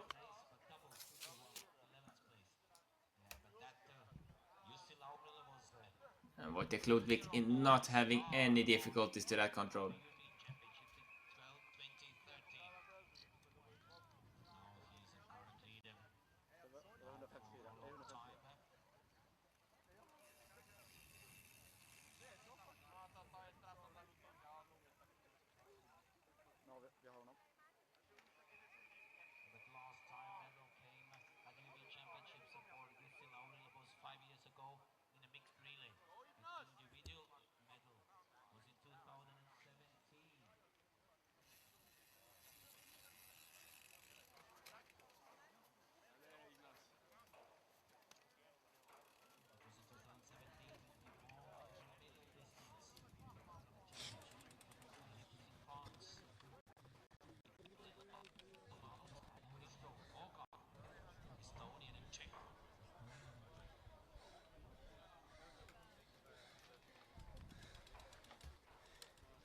There we had Ignas Ambrasas in the finish.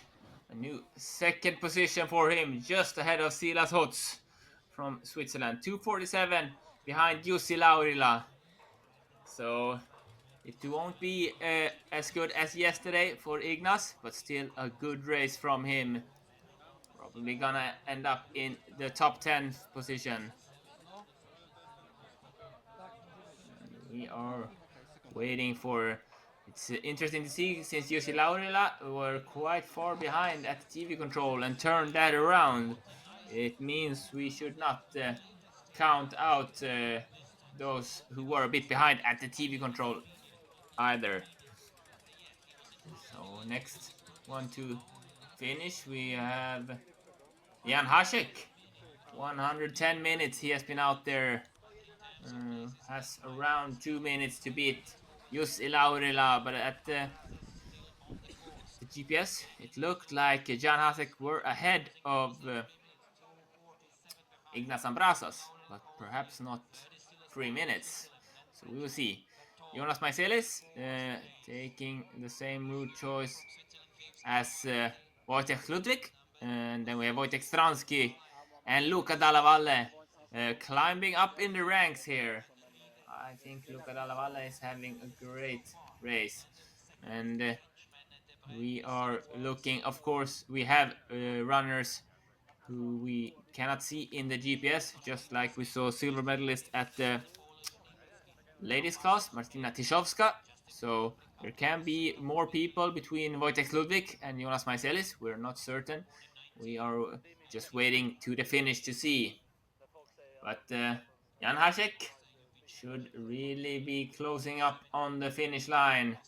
Behind Jan Hasek, we had Jonatas Itautas Gvildis. And a good start we also had from Teemu Kaksonen, starting 9 minutes behind Jan Hasek. So we see that Jan Hasek is behind Luca Dalla Valle and is around Florian Schneider, actually.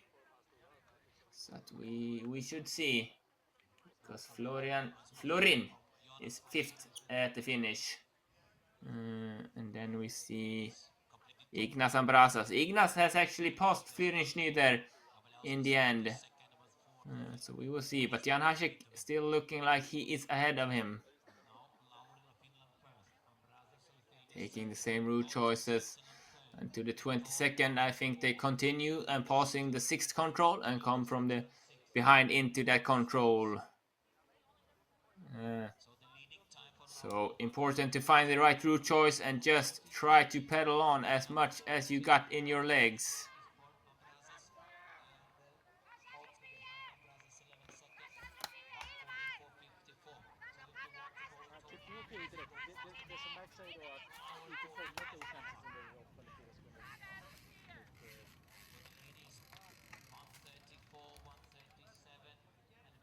So Jonas Maiselis, Wojciech Stransky having really good races out there. And Jonas Maiselis still being ahead of him there. But they have still around 20 minutes out in the forest before they should end up on the finish line. Jan Hasek, his time for Jussi Laurila has gone out. He will not take the lead from him. Teemu Kaksonen, we get to see the finish. Teemu Kaksonen starting, as I said, 9 minutes behind Jan Hasek. He is there up at Wojciech Stransky. And we know also Samuel Pökala, Krzysztof Bogar, Andre Haga, they probably want to do something with this in the end. But Teemu Kaksonen is also in the medal discussions. Could it be Jan Hasek on his way? Tommi Nykänen first. You see that was an Estonian. Here we have Tommi Nykänen into the finish. 4:42 behind. So behind his teammate 4:42. You should see. No puking for Tommy today. Just a bit tired, trying to get some air, grasping for air. And then we have Jan Hasek behind him there. The Czech Jan Hasek going in at the 2nd position then, I think, around 2 minutes behind Jussi Laurila. So you get a handshake there. Probably they have seen each other and helped something in the forest. Or just, good job, we got it through. Jan Hasek showing some of the Czech leaders a bit, it was okay, not perfect. But a good race from him, coming in here at the 2nd position at the moment. 1:40 behind Jussi Laurila.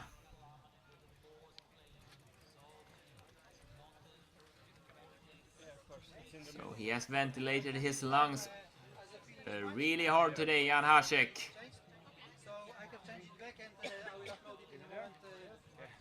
Taking the GPS from him and then just reading out his controls. Costing himself with a little smile there.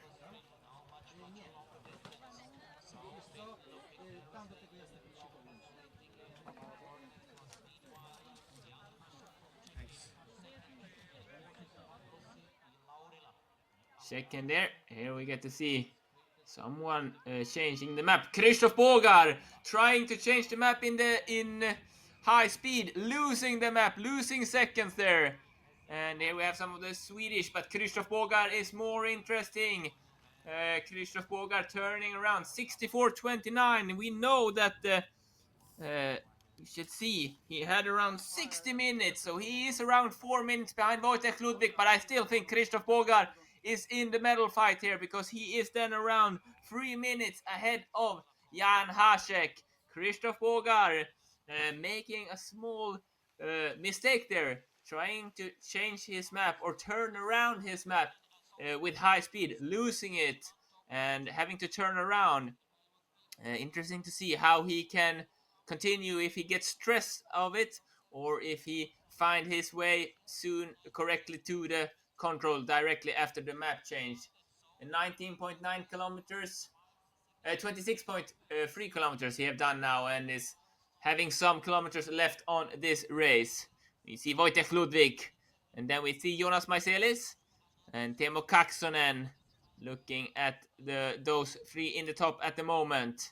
And as I said, they continue through the 6th control to this 22nd control. That's the route choice to take. Filip Radil, Jiri Radil, who was 10th yesterday, also having a good race in that group with Jan Hasek, Luca Dalla Valle, Flyrin Schneider, Ignas Ambrasas, Wojtek Stransky. I think his GPS has stopped there. He is around Teemu Kaksonen, I think, and Armel Berthaud down there. But as we just saw, last started Krzysztof Bogar. He was just at the arena, so he has not been to these controls yet. That's why we don't see Krzysztof Bogar yet. So he is definitely in the fight for the medals, because Wojtek Ludwig being 4 minutes behind him at the arena passage, that is sounds like a lot of time. It is a lot of time, but for the medals, it's not a lot of time, I think.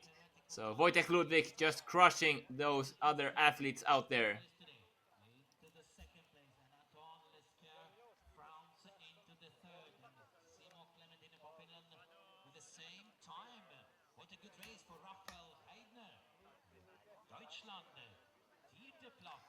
And as I said yesterday, Wojtek Ludwig coming with a head cam, putting it up on his YouTube channel. So if you want to follow the mountain bike orienteering community a bit closer, you can check out his YouTube channel. You get to see his races and also a bit more funny discussions with the other athletes out there, how they have had it, and probably not being able to put it up this week, focusing on these races, but doing it some weeks behind.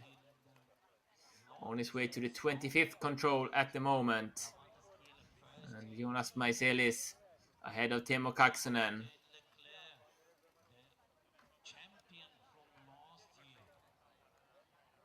And they are doing almost the same route choice as the entire group. So no big differences there.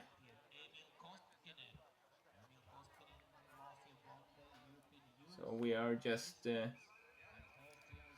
waiting for Andre Haga, Samuel Pökkala, Krzysztof Bogar. We are not really certain where they are in the group. Looking at Jonas Vitautas-Gvildis, we see him in the group there with Armel Berthaud, but he is too far behind. He has lost some time in the end. And then behind him, Andrian Jaggi started, and then Teemu Kaksonen. So Teemu Kaksonen should quite soon be coming towards the finish line. He has less than 2 minutes to beat Jussi Laurila. And when we see Teemu Kaksonen coming to the finish, we will be knowing a bit where Jussi Laurila could be in this graphic scene, since his GPS have not worked.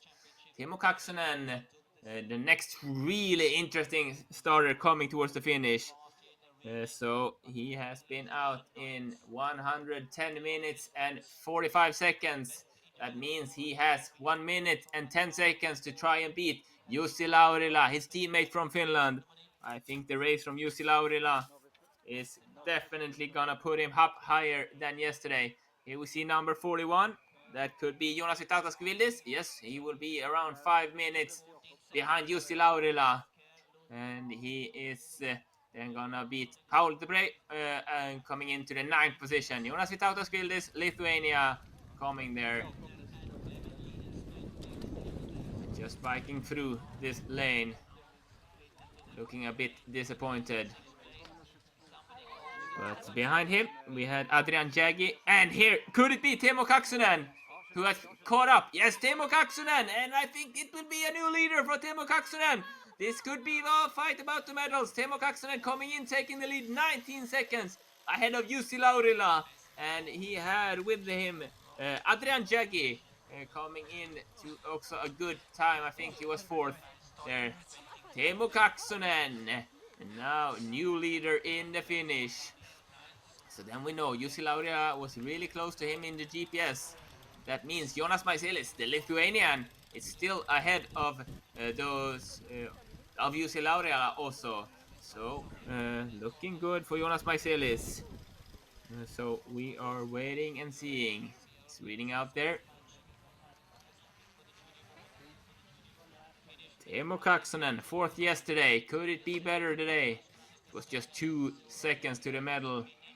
And Teemu Kaksonen, he were 2:43 behind Wojtek Ludwig at the TV control. And he were actually 1:15 ahead of Jussi Laurila. So he has lost 1 minute on Jussi Laurila in the end of this race. And we know Andreas Waldman started 6 minutes behind Teemu Kaksonen. He had a really, really great start. Could it be Jakob Skoda that we see there? He was planning to race today, but looks like he's having his hands full with something else. And we are waiting Andreas Waldman, the Austrian. He has 4 minutes. Could it be Andreas Waldman coming already? Yes, the Austrian Andreas Waldman. This is a new best time by far. More than 4 minutes. Andreas Waldman from Austria. They are cheering hard for him. Could this be a medal for Andreas Waldman? Coming in, taking the lead with more than 4 minutes ahead of Teemu Kaksonen. 4:05. What a finish. Almost doing a bit of a jump there over the finish line. Andreas Waldman. That's a great ending, and it was just 40 seconds between them at the TV control. More than 3 minutes he has set between himself and Teemu Kaksonen. And I think he has Jiri Radil with him to the finish there. Could that be? Yes. So that's a new 2nd best time in the finish. But Andreas Waldman, the Austrian, this will be very interesting to see. He's a control engineer at Austrian Institute of Technology. And of course he likes mountain biking. That's his thing. And he looks really happy. Yeah, he's really happy. That's something you want to see. He was 6th at World Championship long distance last year. And this could be really good. Jiri Radil looking at could have missed some control. I'm not certain. Looking at the screen, maybe he just wanted to see. They are happy. So I think he is at the 2nd position now. No, it was possible. I couldn't drop you. The last part. No. Wow. I think Andreas Waldman is getting his hopes up of something really big for him. Yeah, you see Jiri Radil. He's 2nd now at the finish, and Teemu Kaksonen 4th. Andreas Waldman, and we know Wojtek Stransky started 6 minutes behind him. Just clenching his fist, Andreas Waldman. This is a great race for me. And we know he were, comparing to Wojtek Stransky, he were actually 1 minute ahead of him at the TV control. So, you see the guys here, sitting on their bikes, the Finnish team, looking, what could we have done? I think these are some of the younger athletes, filling up with some new water and some fuel. Here we get to see again Teemu Kaksonen, and we know Teemu Kaksonen is then 4 minutes behind Andreas Waldman. Wojtek Ludwig is definitely a lot of minutes behind before him, but it's hard to say how many. And looking there, and we know, you see Kaksonen is ahead of Radil there, and Kaksonen is 1 minute behind him in the finish. So they had probably really high speed, Andreas Waldman and Jiri Radil, when they came together in the end. And we are not seeing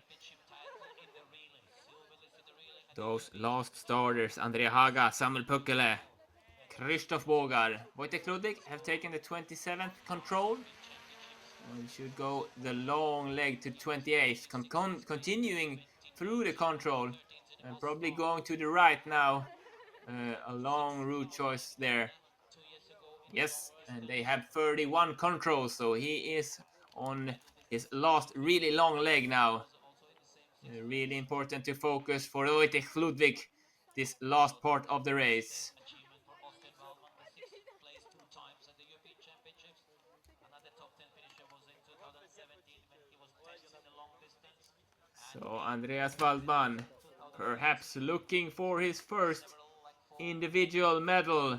I think that is he has been first at the World Cup, but I don't think he has an individual medal at European or World Championship. So he was really excited for his race. We'll just be waiting to see how that goes.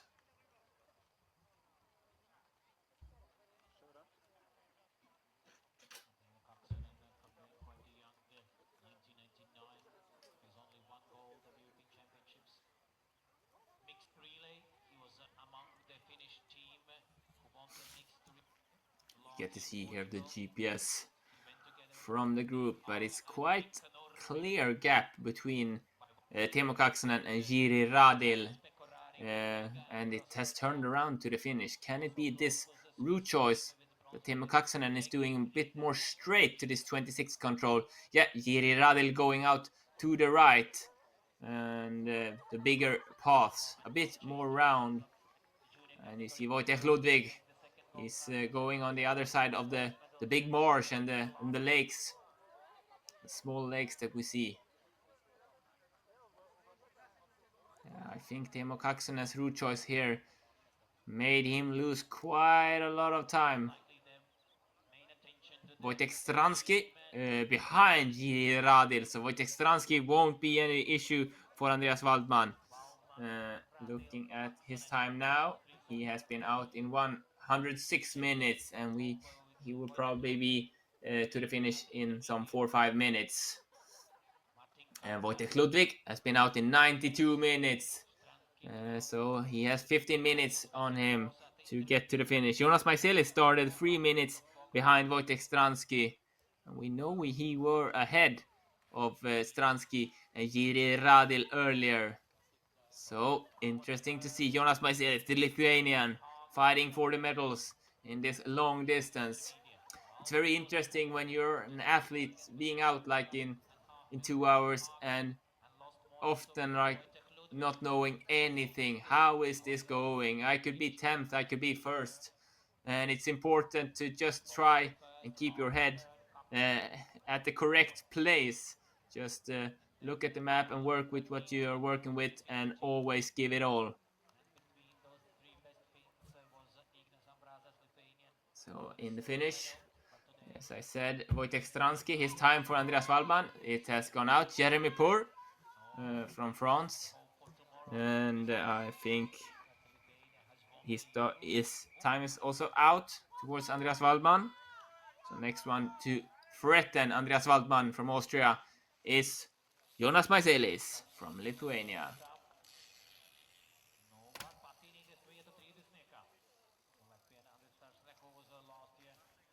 See here the athletes also work as photographers. Here we get to see Wojtek Stransky. He is ahead of Teemu Kaksonen in the end, but could it be enough to beat Jiri Radil? So Wojtek Stransky going a battle towards his teammate Jiri Radil. Not certain if the time will be on his side. It depends on his ending here. And we see Florin Schneider a bit up there. He did a mistake there, losing time. And that was why he lost Armel Berthaud ahead of him. And Jussi Laurila not turning around at the 28th control, continuing through it. A bit longer, did not have to stop and get new speed. So Wojtek Stransky next, very interesting, and Jonas Maiselis should be somewhere there also. So could Wojtek Stransky take a new second place in the end, in the finish? 3:06 behind Andreas Waldman is Jiri Radil's official time.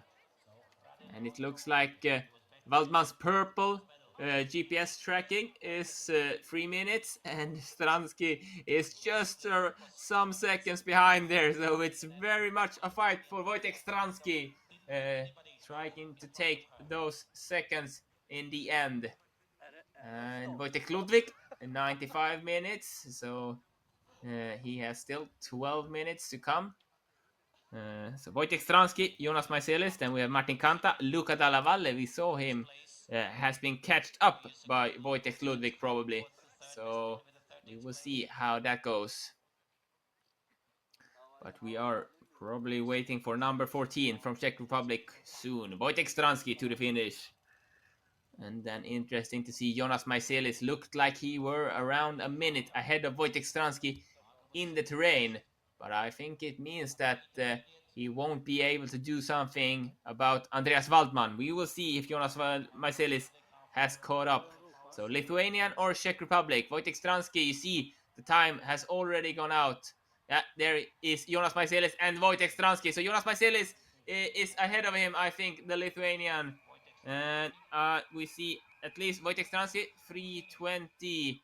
And I think it's Jonas Maiselis just ahead of him, 43. Yes, Jonas Maiselis going in at the new second best time.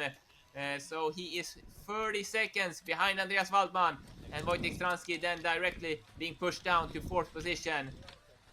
So Andreas Waldman around 30 seconds ahead of Jonas Maiselis. Jonas Maiselis done a really good ending. And then Jiri Radil on the 3rd position. And then Wojtek Stransky 4th position at the moment.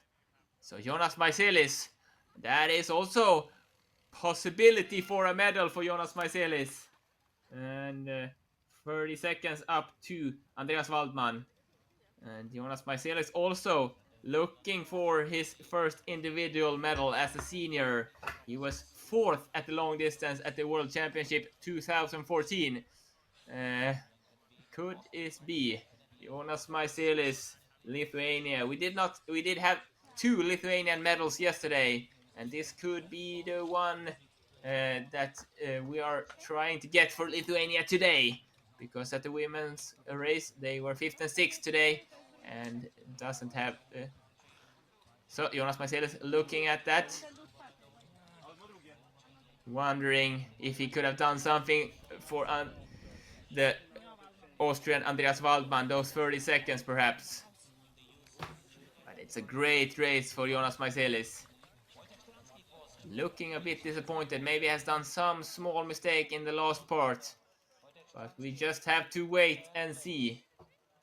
Just behind the teammate, 20 seconds behind Jiri Radil, and that was Jonas Maiselis. Yeah, 107.45. It means he's 26 seconds behind Andreas Waldman. So, of course, if you're out in 2 hours, you can find, or almost 2 hours, I would say, you can find 20 seconds. But it's not so easy. That's a great race for Jonas Maiselis, ranked number 13 in the world. So, he can just sit and wait. We know Wojtek Ludwig has a great race ongoing. And then we are waiting. We'll see Luca Dalla Valle, Andre Haga, Samuel Pökälä, and Krzysztof Bogar. Wondering what could this go. The Lithuanian crew looking at the map, discussing what could have done better. Jonas Maisel is probably quite tired also, sitting there. We see Gabriele Androsinene being there discussing with him.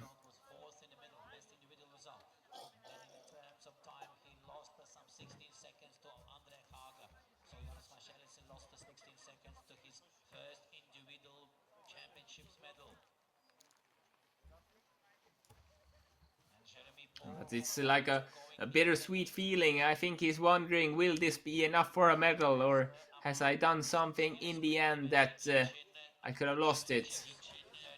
So Andreas Waldman just ahead of Jonas Maiselis in the end, just now. Wojtek Ludwig has soon been out in 100 minutes. So still having 7 minutes to beat Andreas Waldman. And it means that Martin Kanta, he has been out too long to do something for Andreas Waldman and Jonas Maiselis. And Luca Dalla Valle having still some minutes to do something, but I think he is too far behind. Jeremy Poix sitting there talking with the French team, having some kind of interview. Can this be TikTok? You never know in these days of social media. Trying to fill up. Looks like he has given it all out there. Jeremy is currently at the 8th position, 6:55 behind Andreas Waldman.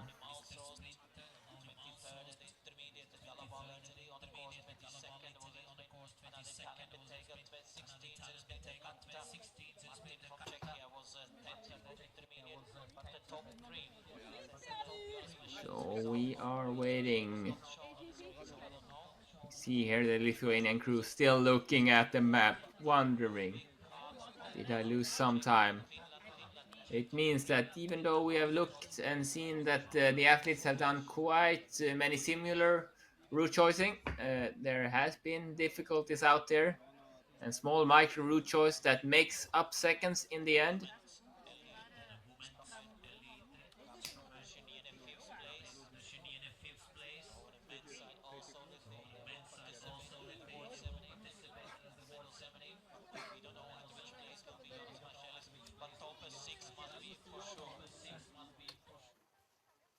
So here we get to see the GPS again. Samuel Pökkälä, he is ahead of Teemu Kaksonen.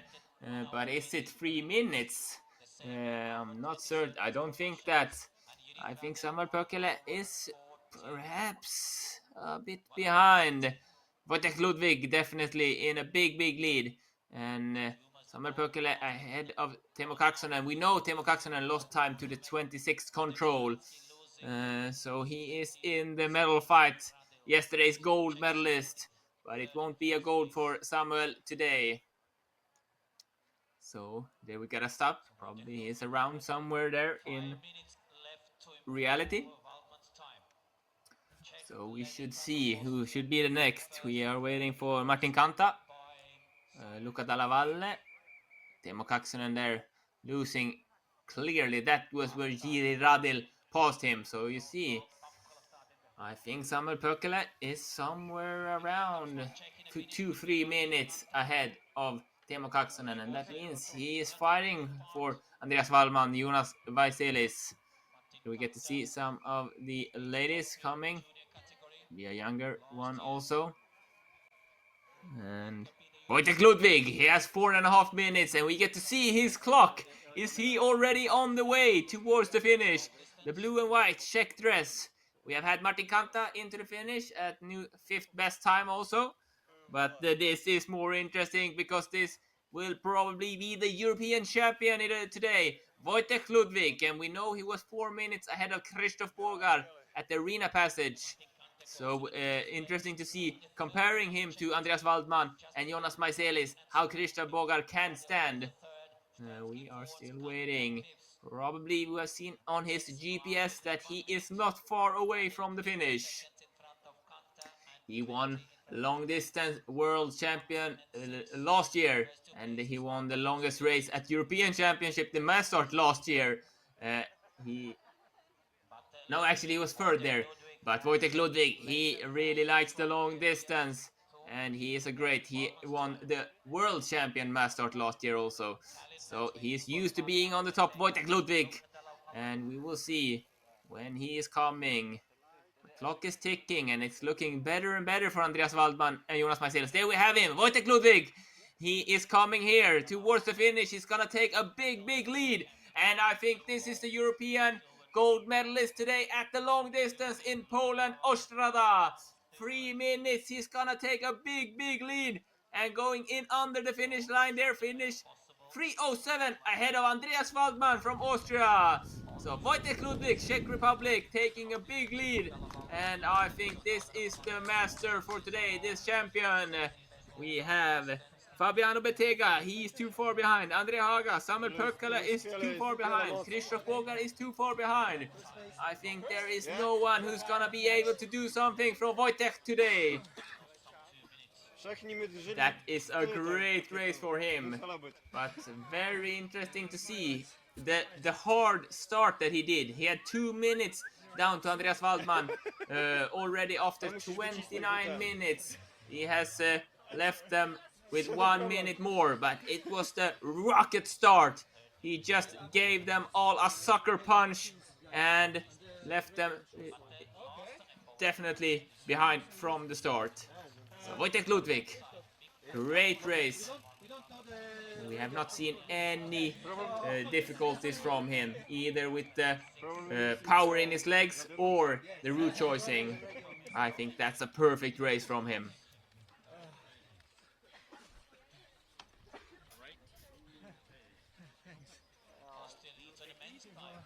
And it means Luca Dalla Valle was not in here with him into the finish, so he's too far behind. It means that Kari Kaskinen from Finland is too far behind to do something for the medals. Fabiano Bettega from Italy, I think he was too far behind already at the TV control.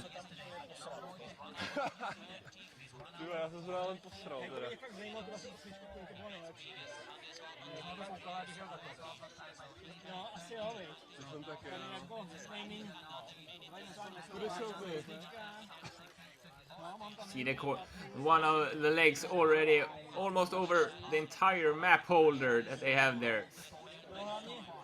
It's discussion with the team leaders and friends from the Czech national team. I'm not so good at Czech, so I'm not certain if they are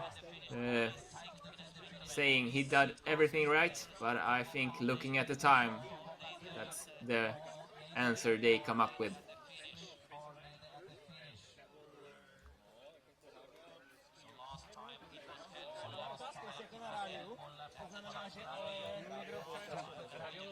Trying to look at the times. How can this stand? Samuel Pökkälä, he has been out in 95 minutes. Andre Haga, yesterday's bronze medalist, he has 3 minutes to try to do something for Wojtek Ludwig. And it means he has 6 minutes to do something for the Austrian Andreas Waldman. And we know that Krzysztof Bogar, he were 4 minutes behind Wojtek Ludwig at the arena passage, which means he has to do something to try and catch up time on Andreas Waldman and Jonas Maisels also. So Krzysztof Bogar not in the best position. I think Samuel Pökkälä is somewhere around those. Andreas Waldman, Jonas Maisels maybe some seconds behind at the 25th control as we saw, but they have some more controls to work with. For the men in the long distance at the European Championships. To finish, guys are waiting. Andre Haga and Samuel Pökkälä. So Haga has 2 minutes left to improve Ludwig's time, but Pökkälä started. We are looking Andre Haga. Could he already be on his way? He has 2 minutes to go. We should see if he can do something for Wojtek Ludwig. Andre Haga, he were 140 behind at the TV control. So we will see. We have not seen any mistakes from Wojtek Ludwig. That's Luca Dalla Valle coming from Italy. He started 6 minutes ahead of Wojtek Ludwig, so he should be around maybe position 8, 9, somewhere there. Actually, the time has gone even more, coming towards the 13th position. Luca Dalla Valle, you were up really high and lost his pace in the end. 10:43 behind Wojtek Ludwig. Looking a bit disappointed. Starting behind him was Kari Kaskinen. And then Wojtek Ludwig, who was past him and into the finish earlier. So Andre Haga just now having 1 minute towards Wojtek Ludwig if he wants to do something for the gold medal.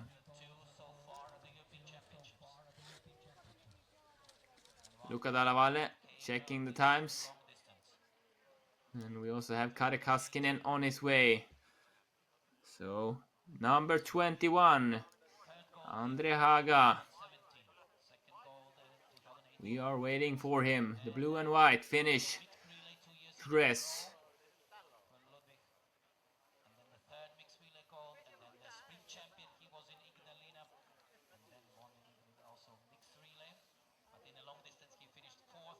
Looks like he will be too late to do something for the gold medal, but he still has a lot of time to come into the second position in the finish. More than 3 minutes to beat Andreas Waldman at the moment. Which means Kari Kaskinen, he is too far behind. He is post, and Fabiano Bettega won't have anything with the medals today from Italy, which means Andreas Waldman could be knocked out by 4 racers: Andre Haga, Lauri Malmström, Samuel Pökele, and Christoph Bogar. And we know Lauri Malmström, he was caught up by Samuel Pökele already at the TV control. So I think it's only 3 racers that can do something about Andreas Waldman's first individual medal. Jonas Maiselis probably a bit more nervous what these Finnish Andre Haga and Samuel Pökele can do, and also, of course, Christoph Bogar.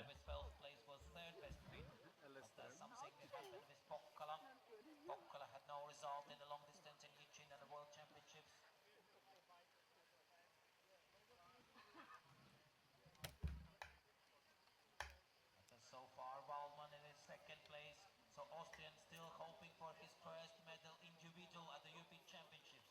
He has the relay medals.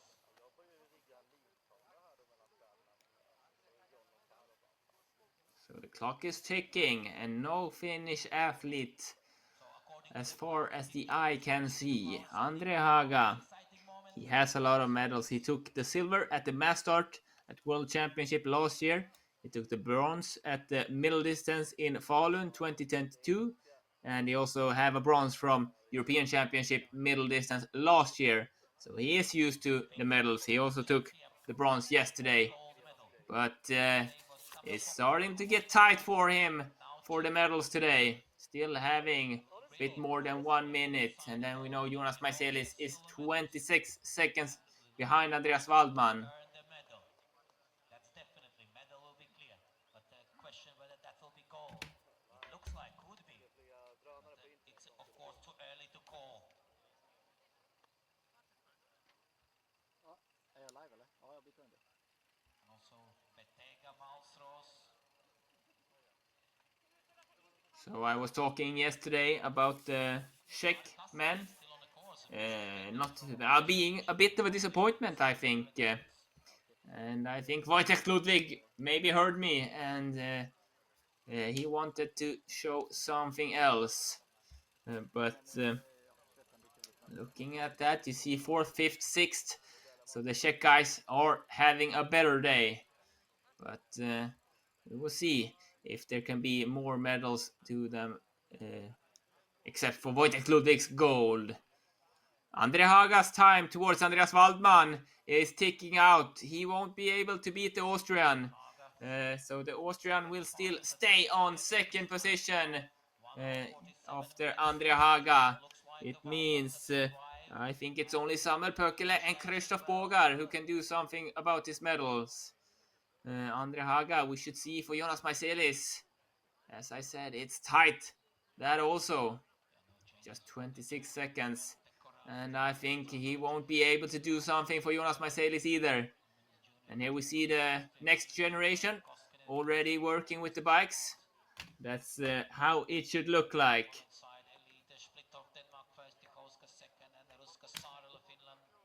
So Jonas Maiselis still at the bronze position. The hope and dreams for Lithuanian medals are still alive. And know that Samuel Pokkola, yesterday's gold medalist, he started 6 minutes behind Andre Haga, so he has still well about time to come before these athletes. And Krzysztof Bogar.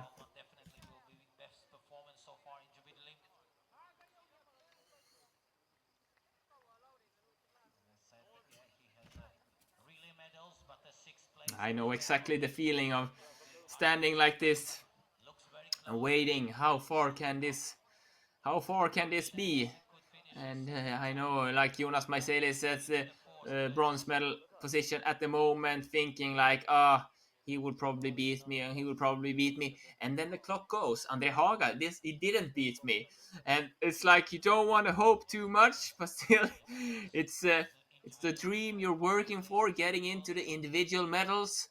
And I think the Lithuanian crew, just as the Austrian crew, they are really like excited, hoping for their athletes. They know how hard they are working, and that first individual medal is really something to take on. That's a Finnish athlete, and that's Andre Haga coming towards the finish. A new 4th best time, Andre Haga. He is just some minutes too late for the medals. He is gonna be less than 6 minutes behind Wojtek Ludwig, and coming into the 4th position there. 5.5 minutes behind Wojtek Ludwig, Andre Haga. Then he has lost 4 minutes from the TV passage. Comparing that to Andreas Waldman, who only lost 1 minute. So it means he has had some difficulties in the end, Andre Haga. But still a great race for Andre Haga. So he is out. And there we had also Fabiano Bettega from Italy into the finish, who was caught up 3 minutes by Andre Haga. And as I said, the Italian, who crushed it at the last World Cup round, the 3rd World Cup round long distance last year, taking the victory with more than 8 minutes ahead of Wojtek Ludwig. It's not his day today. He will go home and try to reload for tomorrow's middle distance.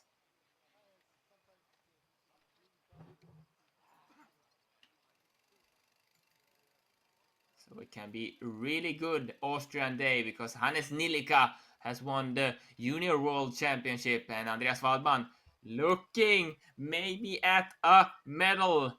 And we see here Samuel Pökkelä comparing to Andreas Waldman, and he is right behind him. Andreas making a shortcut there.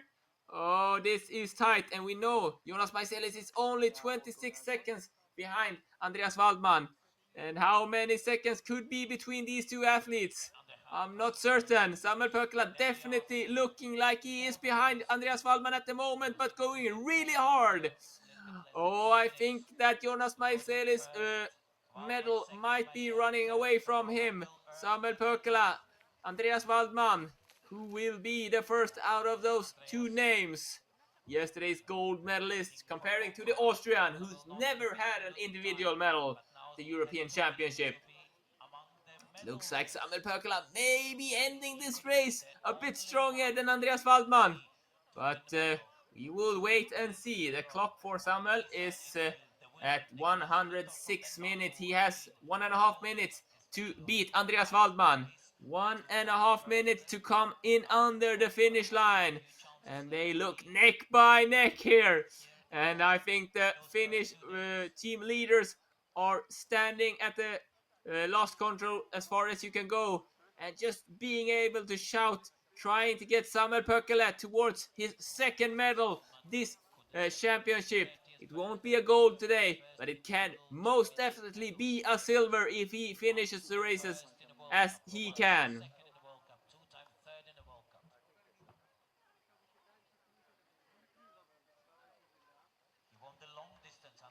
You see, it's very hard to say from the GPS. It just goes front and back and forward between those two racers. Andreas Waldman, Samuel Pöckele, who will be the second position in the finish at the moment. And we only have Krzysztof Bogar. So the one who is first out of those two, they will have a medal. And we will see if it's the silver or the bronze.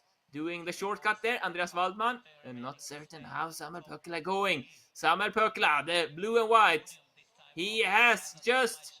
Looks like he has 15 seconds on him. I think the clock is ticking out on him. I think Andreas Waldman will have his first individual European Championship medal. Yes, Samuel Pöckele, he is too late.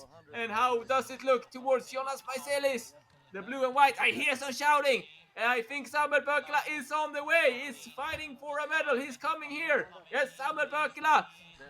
Can he take Jonas Maiselis? I think he will be ahead of him. Pushing the Lithuanian down to the fourth position. 3:29, 3:30. He has 9 seconds to go. Samuel Pöckele coming there over the finish line. And it's a new third best time for Samuel Pöckele. The Finn, 3:36 behind Wojtek Ludwig and just 3 seconds ahead of Jonas Maiselis. And one man's dream, one man's crushed dream, I would say. Jonas Maiselis just being outside the podium, the medal podium. 3 seconds. We are still waiting for Krzysztof Bogar, of course, but at the moment we only have one racer left. Yesterday's gold medalist Samuel Pöckele will wait 3 minutes to see if it's a bronze medal or it's a fourth place today. But Andreas Waldman from Austria taking his first individual medal. That is truly astonishing. You see here, he got some more seconds. It's important to see if Krzysztof Bogar comes close. They can be a bit behind. So actually 8 seconds between Jonas Maiselis and Samuel Pöckele. Still quite close, I would say, after 107 minutes race time. 1 hour 47 minutes 37 seconds. 8 seconds he's in front of Jonas Maiselis. So Lithuanian Jonas Maiselis second. But what a race. Looking at that tight split here in the end. And Krzysztof Bogar is the only one. Krzysztof Bogar from Czech Republic who can do anything towards the medals here. Samuel Pöckele trying to fill up with some water. Krzysztof Bogar, Czech Republic. Can he be here already? No, it's not Krzysztof Bogar, it's Kari Kaskinen coming. The Finnish Kari Kaskinen, 20 minutes behind at place number 31, just ahead of Regimantas Kavaliauskas. I was getting a bit too excited there. Krzysztof Bogar. We are waiting and seeing. He has, at the moment, been out in 106 minutes. So if he wants something to do with the medals, we have to see him quite soon. About a minute on his way towards Samuel Pöckele's bronze medal at the moment. Of course, Andreas Waldman's silver medal. 107.19. Krzysztof Bogar, he is definitely behind. We have the medal podium. It's finished there. We have the victory, the gold. It goes to Czech Republic, Wojtek Ludwig. And he will win this race 3 minutes and 13 seconds ahead of Austrian Andreas Waldman, who we saw were so happy coming into the finish. Already there, starting to think, maybe this can be my first individual medal. And it was. And at the third place from Finland, Samuel Pöckele, just 3:31, 18 seconds behind Andreas Waldman and 8 seconds ahead of Lithuanian Jonas Maiselis at fourth position. Krzysztof Bogar looking like he is around 3 minutes behind Andreas Waldman. Will probably be somewhere around, like yesterday, 6th, 7th position with his Czech teammates Jiří Radil, Wojtek Stransky, somewhere there. But there won't be any medal home to Krzysztof Bogar today.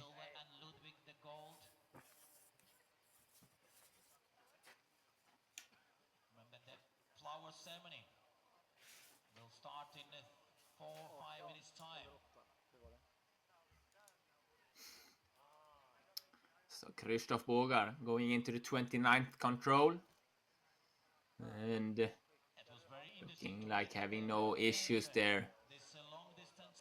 But the time is out for the medals.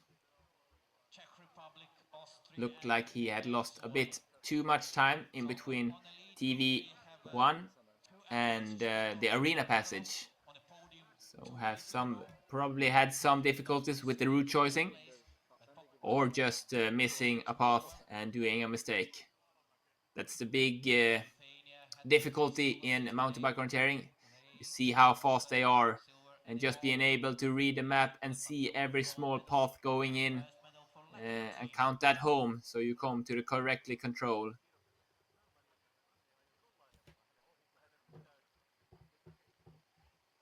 And here we have from Estonia, that's Lauri Malsros coming in towards the probably behind Armel Bertot. We should wait and see the seconds. We know it can change some seconds, so somewhere around 18th or 19th position, and we know Krzysztof Bogar will be ahead. The last starter, Krzysztof Bogar, coming towards the finish quite soon. So the only one who will be able to do something about the top 10, Krzysztof Bogar, on his way to the second last and last control for this long distance before we start to focus on tomorrow's middle distance.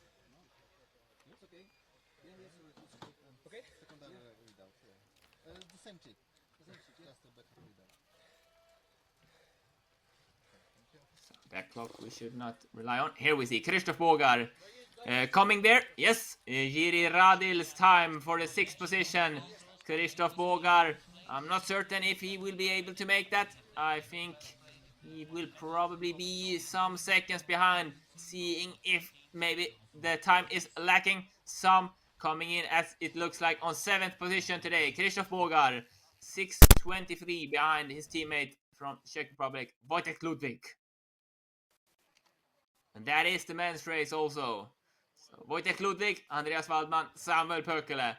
That's the medalists today.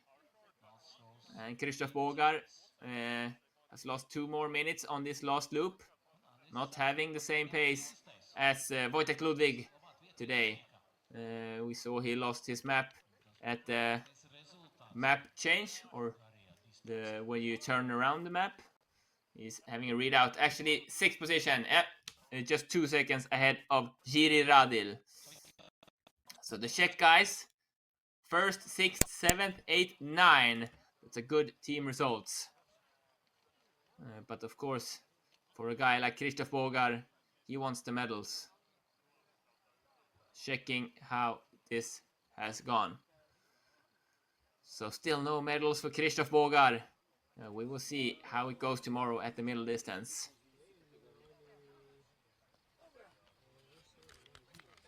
And here we have the results. Wojtek Ludwig, European champion at long distance, 3:13 ahead of Austrian Andreas Waldman, claiming his first individual medal. And 3rd, yesterday's gold medalist, Samuel Pökele. The bronze goes to Finland.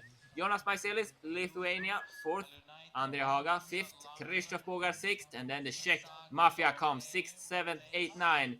Jiri Radil, Wojtek Stransky, Martin Kanta, and Teemu Kaksonen from Finland coming in at the 10th place. But you see Wojtek Ludwig winning with more than 3 minutes. It's impressive. Jussi Laurila, Fabiano Bettega, Jan Hasek, yesterday's silver medalist Ignas Ambrasa at 16th position. We saw Luki Dallavalle at 17th. He had probably the back of Wojtek Ludwig for a while, but did not have the power. Armel Bertot, so early starter, having the lead for a long while, 20th position today. And then we have Flynn Schneider and Noah Rieder, and we have the first Polish, Bartosz Niebierski at 26th position, and Oliver Fries, the Danish, 29th. So we are now at times 11 to 16 minutes behind Wojtek Ludwig for these guys. First Latvian, Andris Sarksna, plays 31. Yesterday's Pierre Martinez, who was so fast at the beginning yesterday's race, he's 32nd. Stanimir Belmarchev is 35th, losing the Skio fight with Regimantas Kavaliauskas. And we have the Swedes here. Oskar Johansson plays 47. And so this is the guys that has been out there fighting at the European Champs and also CX80 World Cup, this second race of this week. See also the Irish Niall McCarty in the finish there, 59th. But what a race. Looking at the women, looking back there, Denmark, Nicolene Splittorff taking her second gold this week, 2:57 ahead of Czech Martina Tiszowska and Ruska Sarla, getting her medal just barely 14 seconds ahead of Ursina Jägi from Switzerland. Gabriele Andresiniene with a quite lousy start, picking herself up just 20 seconds from the bronze medal. Cecilia Kristoffersen losing a bit pace in the end. Algirda Michkuvene 7th, Elvira Larsson 8th, Ingrid Stengard and Antonia Haga, they were 9th and 10th in the women's class. But Nicolene Splittorff still working for all 4 gold medals this week. Gabriela Gustafsson from Sweden took the 11th position.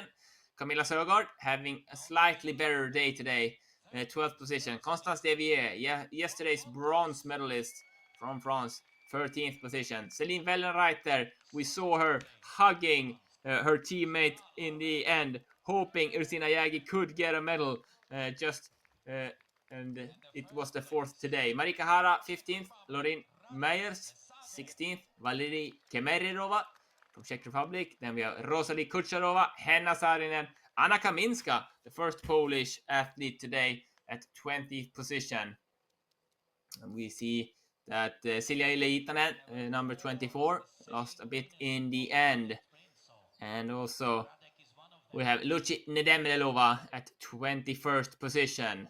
So that are the best ladies in this long distance. Anna Kachuk from Poland, 32nd. Miriam Arina Anduesa, 36th.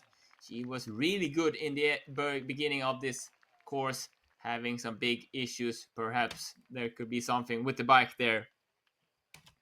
So that is the long distance day. And we had the sprint yesterday.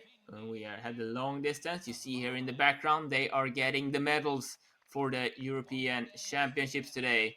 So, and then it's just home and try to reload all their powers for tomorrow's middle distance. Also, the broadcast from IOF is gonna start 10 o'clock. So the same time as the sprint and long distance. 9:30 actually, I'm sorry, to 12:10. So that's the middle distance, and we will see who will be the first one at the podium after that race. Thank you for watching today, and I hope you have enjoyed it as much as me. This really tight competitions between the medals, and a big congratulations to all the medalists. Thank you for today, and we will hear tomorrow.